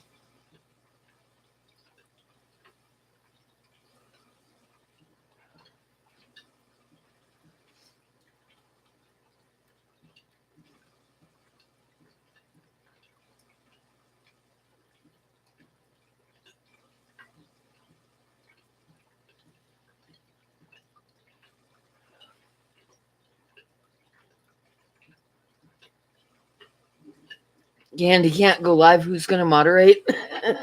I'll be the mod. Candy can go live and I'll be your mod.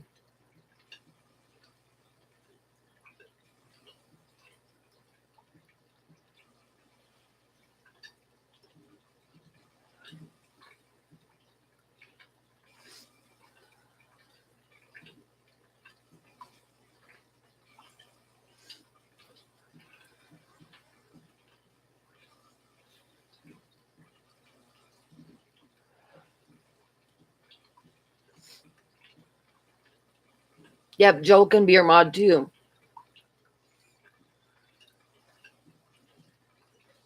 And Sharpie too. See, you got all kinds of mods, Candy.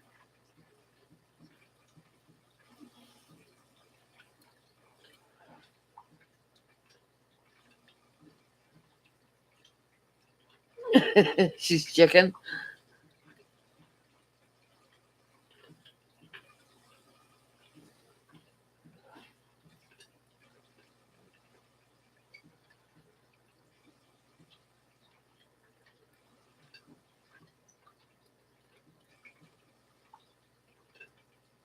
It's Risa.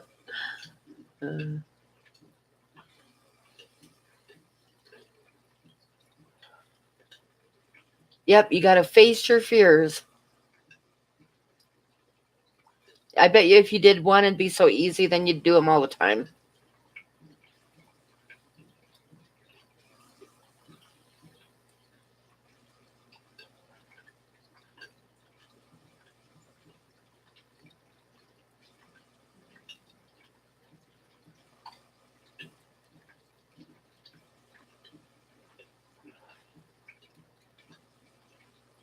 You have a face for radio.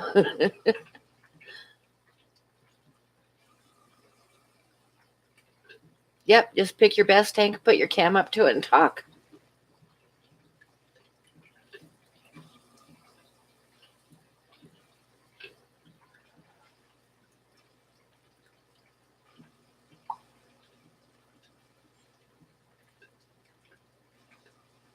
I was terrified to do my first live stream because I'm so old.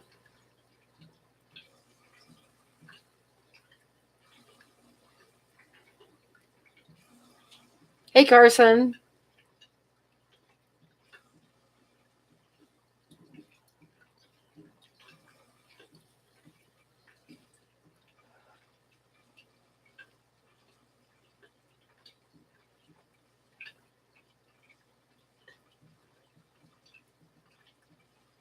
Oh, I can't click on it because I don't know if it in the stream or not. I am not Sweet Ed. Hush.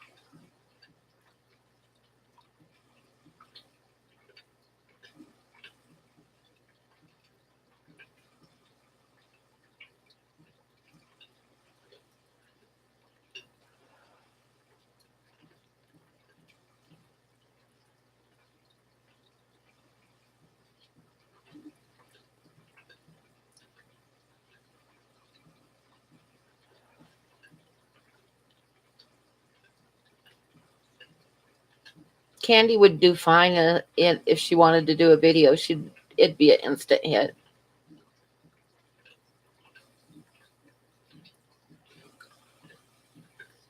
I mean, heck, she's got close to 400 subscribers now, and she hasn't even done a video yet. I like to see her do a video and Dean do a video.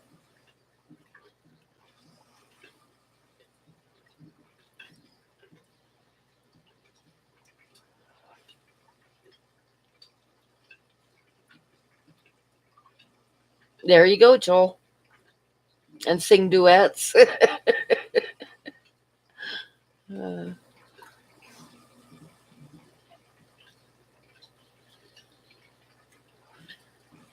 when I subbed to Candy, I think she had like less than 50 subs when I subbed. I think like 36 or something like that.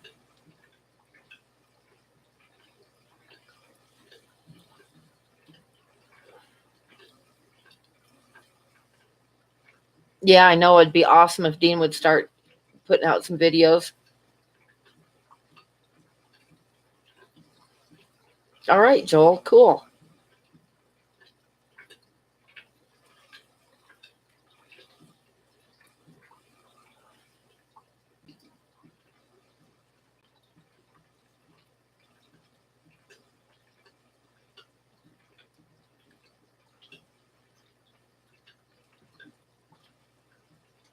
Yep, just point the camera at a tank and start talking. That's what my first video was. And I was like,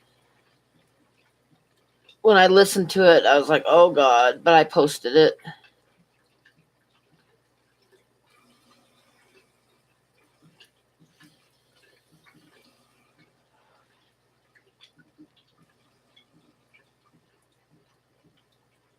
Good night, Marsh.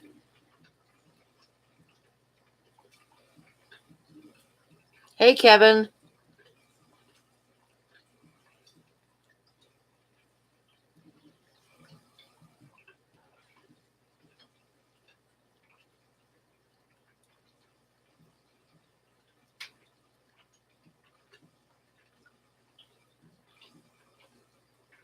Yeah, Kevin, you are late. I was just thinking it was about time to end it. It's been like 3 hours.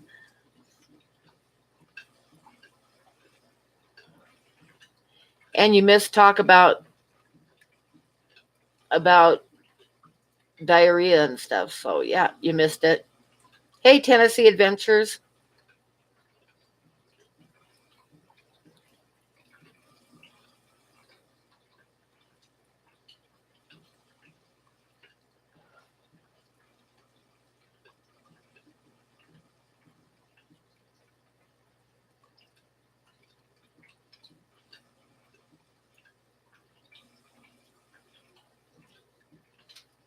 Pickles. Yep, you missed the pickles.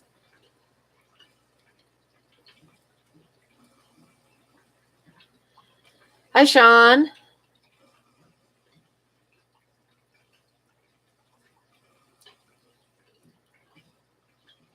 Yeah, I think I had like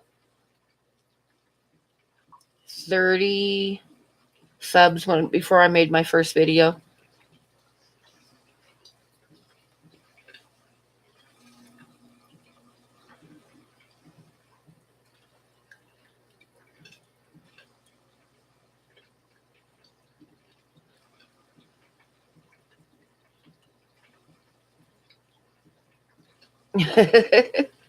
Carson, I'm sure it was fine. I haven't watched. I'll have to go back and find your first one and watch it. Yeah, 2 streams in a row. I'm doing good.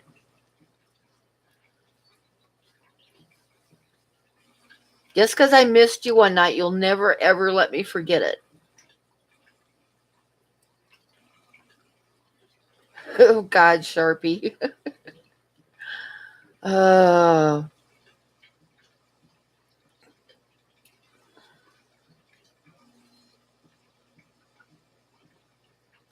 My first video, when I was talking, I noticed after I had it done and I didn't go back and fix it, but I was like clicking my tongue a lot, like going, well, like in between sentences. And I was like, oh my God.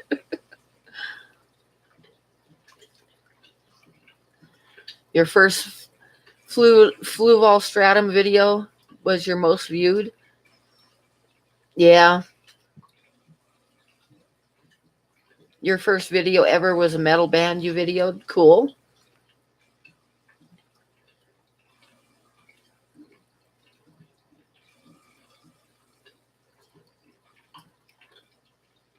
Oh, if I still lived up in Montana, I used to go to Yellowstone all the time in the wintertime in the snow. If I was doing or not live streams, but videos, then I would have been doing videos of that too.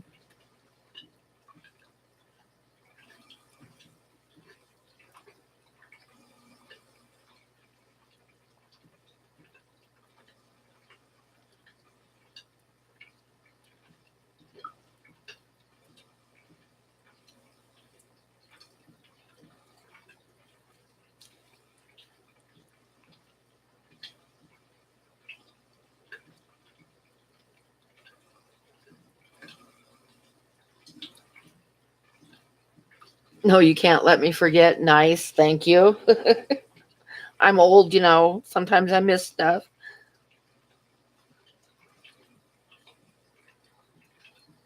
Close to 50K. I think my highest video is only like 250 views or something like that. Oh my God, you shouldn't have watched my first video. It was awful.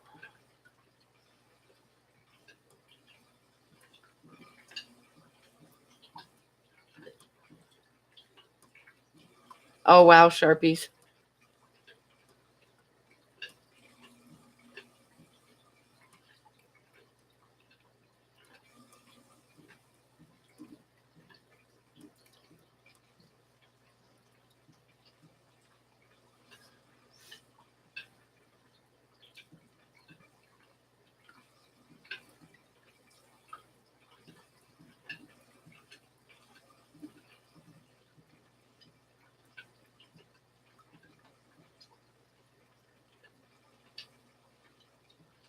Your highest viewed video has like 79 views. Yeah, I think my highest is only like, I think 259 or something like that.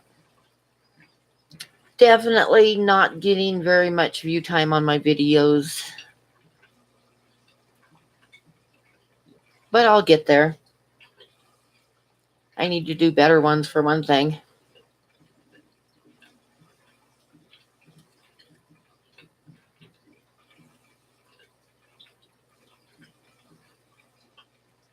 Yeah, 2000 is really good.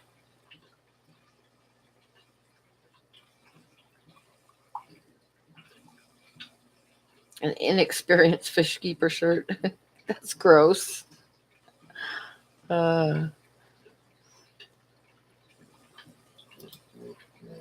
I don't know. I remember you used to be able to get shirts. You probably still can when you go to the beach in Oregon. They'd have T-shirts like with a big white spot on the shoulder, and it'd say "I hate seagulls." I always thought that was kind of a cool shirt.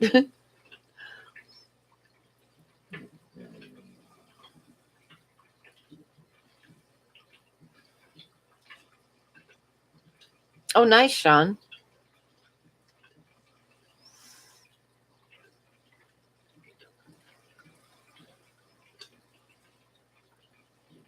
7.1 thousand views.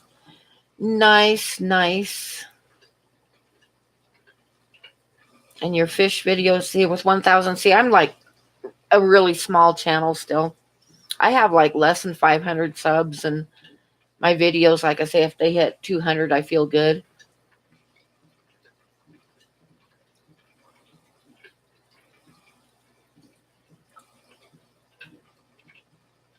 Yep, yep. That's it, Joel. I've had that happen before too. Ugh.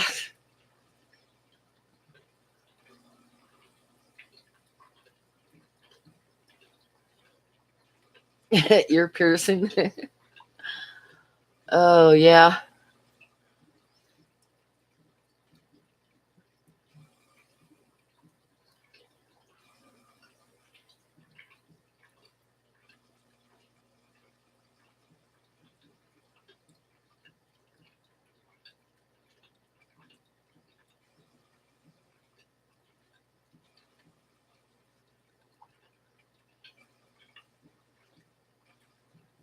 Wow, you had to reinforce your floor and stuff. I should do that, but I don't know how to do it. So I'm never going to get a really big tank.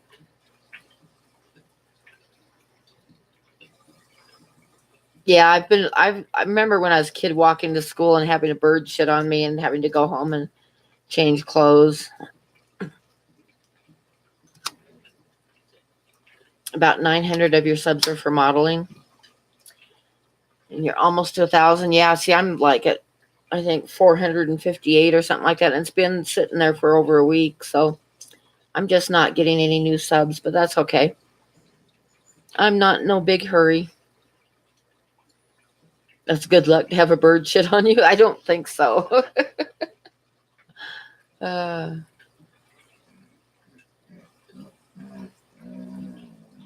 See, I live in a small old trailer, so I'm not going to reinforce the floors, but I'm careful.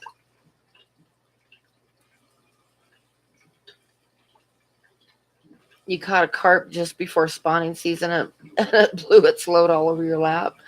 That's nasty.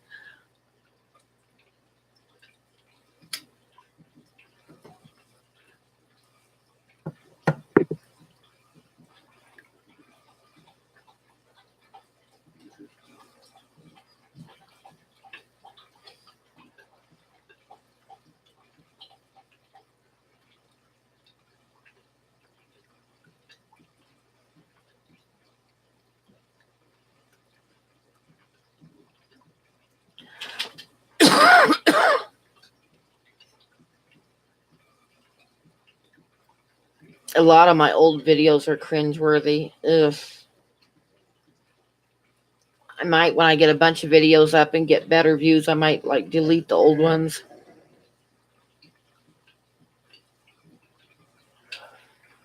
Okay, Sean, thanks for stopping by.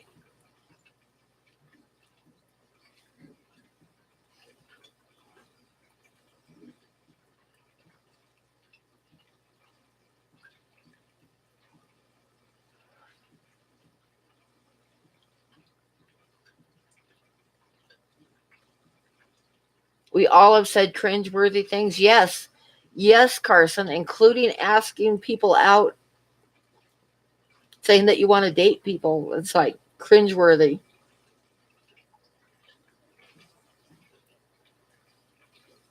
Yeah, I know, Coco, but I try to do about half and half. Like, I try to release at least one video a week. I haven't yet this week, but I've got two of them I'm working on.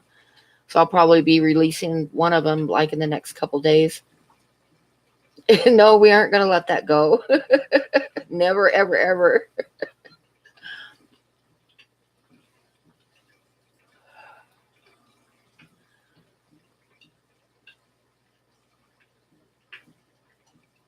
Just one stream. Oh. But it will live in eternity, Carson.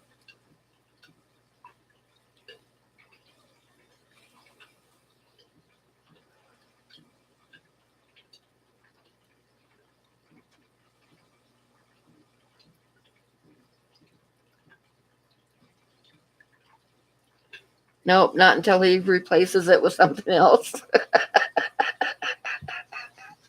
Yep. Oh, oh, Carson, you just don't know. You don't know what's going to come out. You could definitely top it sometime. You think you've hit rock bottom? No, nope, not even close.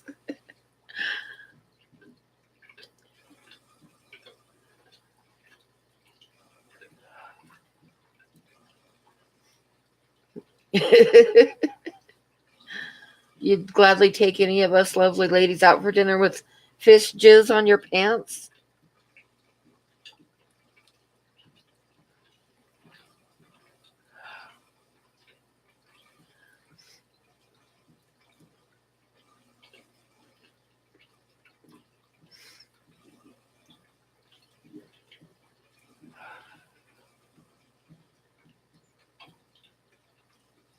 You triple check whatever you type.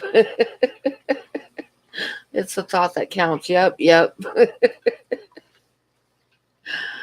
Uh,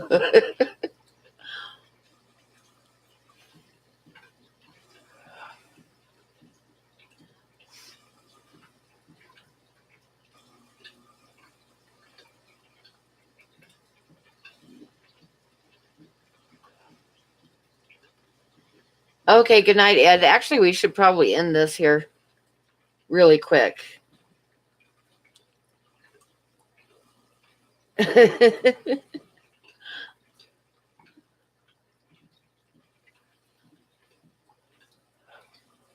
Clean clothes are always good. Yeah, you don't get out the iron, you just throw it in the dryer for a little while, and that'll take all the wrinkles out.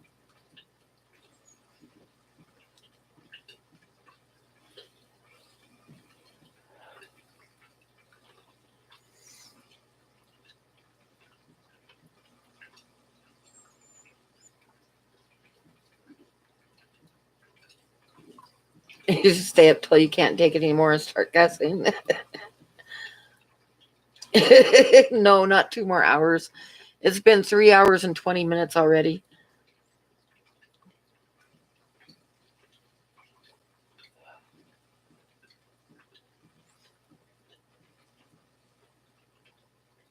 I hate ironing, and I've used the dryer more than once to get wrinkles out of clothes. You take this shirt or whatever is wrinkled, and you put it in the dryer with a damp towel, and it will take the wrinkles out of it.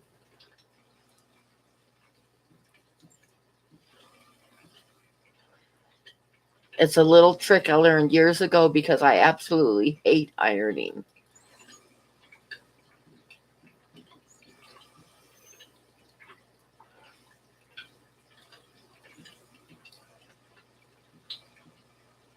You may get to see a live injury.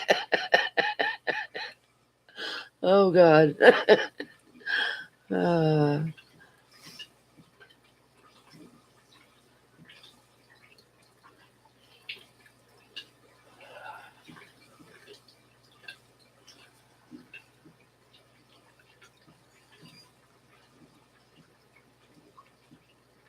Yep, I don't iron anything. Like I say, you got to take a damp towel though. You got to throw it in the dryer with a slightly damp towel, so it has a little bit of moisture in there. And then you pull it out as soon as it's dry.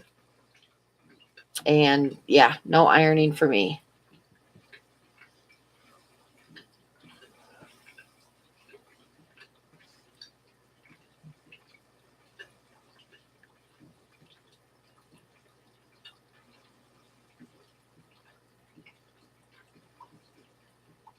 Yeah, I can see that, Sharpie.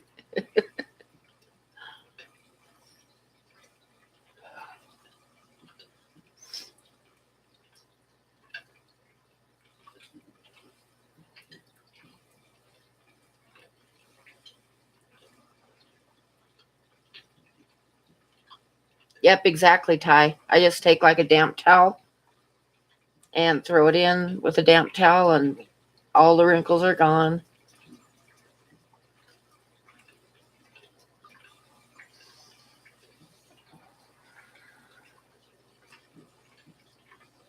You can make great grilled cheese with an iron. Probably, yeah. That'd be one good thing to do with an iron because I certainly don't use it on clothes.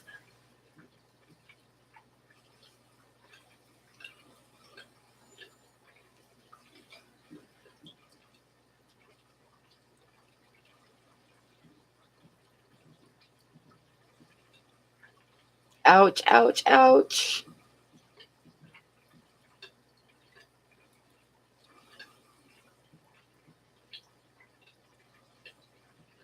Oh, wow, Carson, that would be awesome.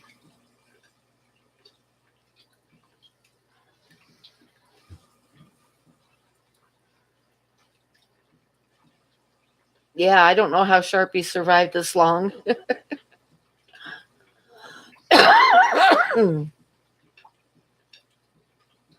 Yeah, no kidding, Candy. I'll have to get in on that too.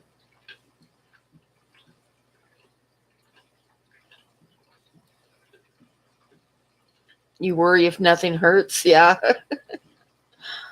Oh man.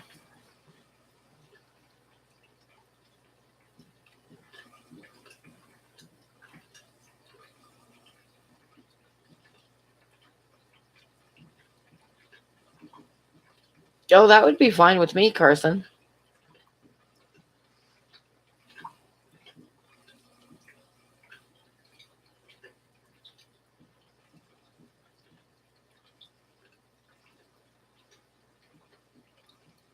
Does the thing that I want to know though is does Jesse know about this?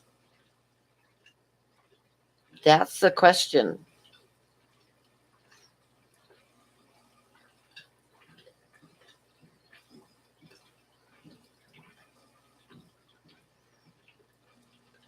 It might be rather a surprise for him if he doesn't know about it.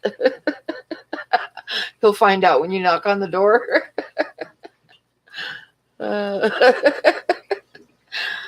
uh, he probably should know about it in advance before you do the contest.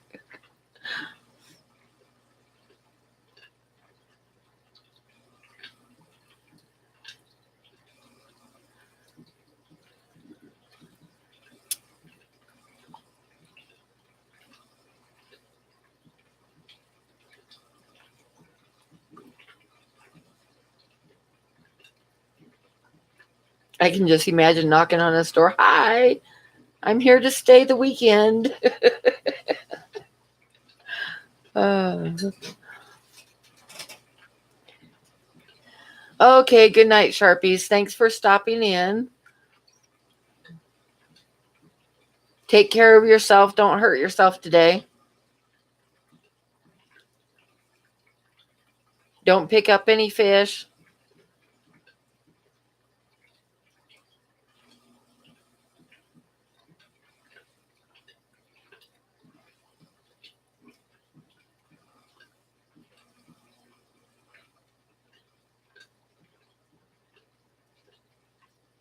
Oh no, I jinxed him. Shit. Oh, nice, Carson. That's good. uh, I want breakfast in bed, free shuttle service, and a 1 to 2 hour massage. All right. I have a feeling it's a good thing Jesse's not in here right now. Uh,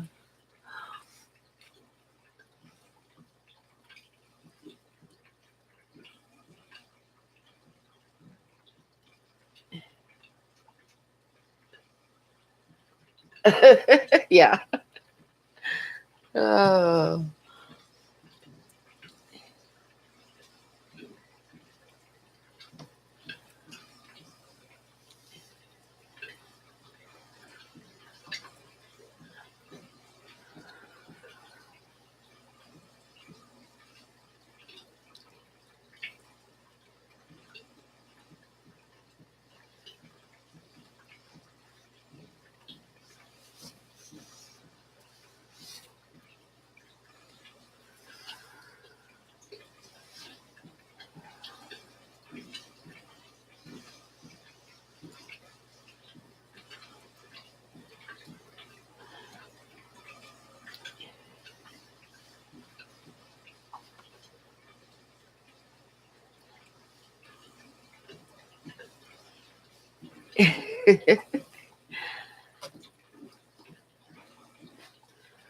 You realize that there's such a thing as replay, Carson?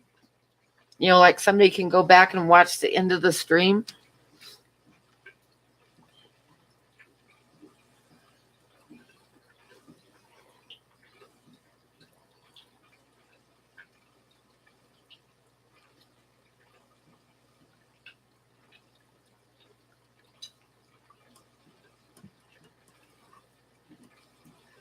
Yep.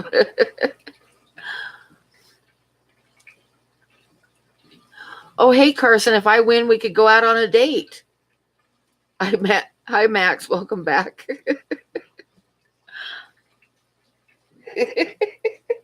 I can just see Carson turning red now.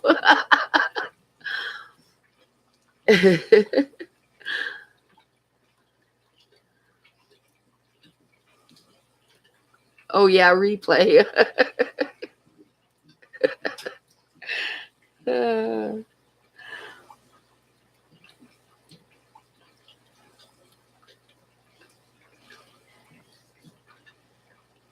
Yep, that's it. That's it, Candy. What movie are we going to go see, Carson?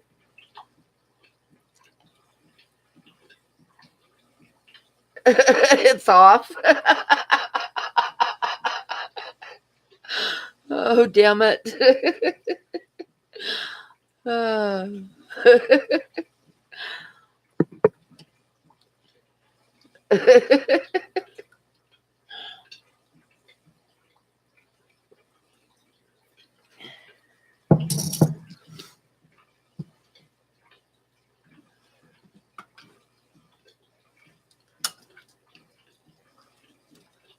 I could just see him like drawing names for the giveaway. Oh, Pam, nope, redraw. Oh, Pam again, nope, redraw. Oh, Pam again, redraw.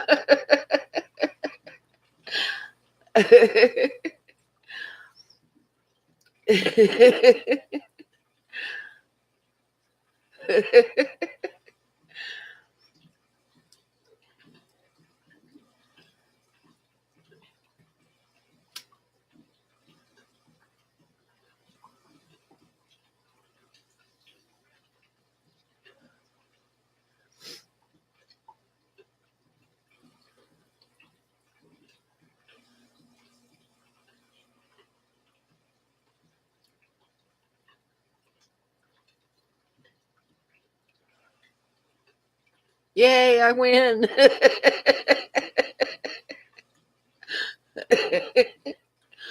uh,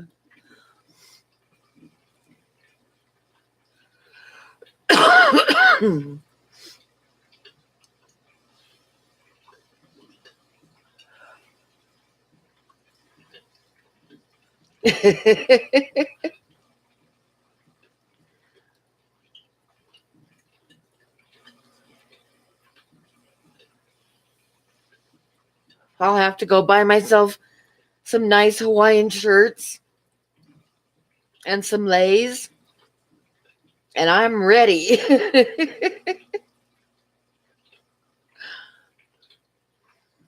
I got to get some really colorful Hawaiian shirts with like palm trees on them.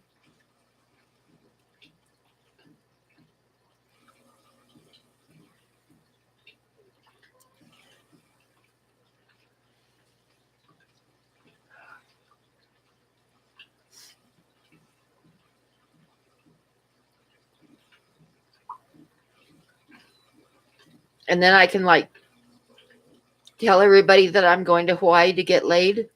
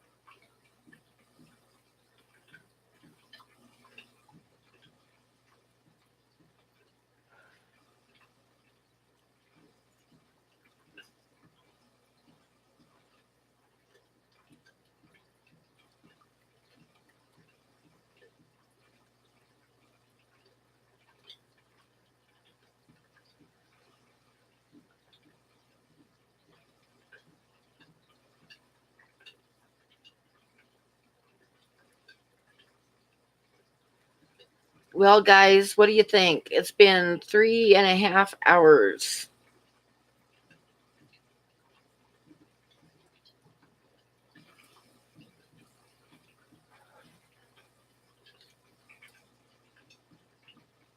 And everybody's kind of quit talking.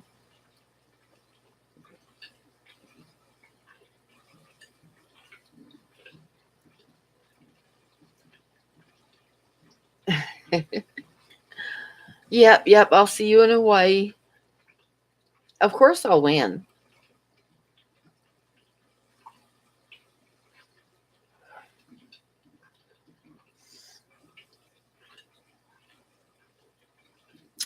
Yep, I have to work tomorrow and do laundry.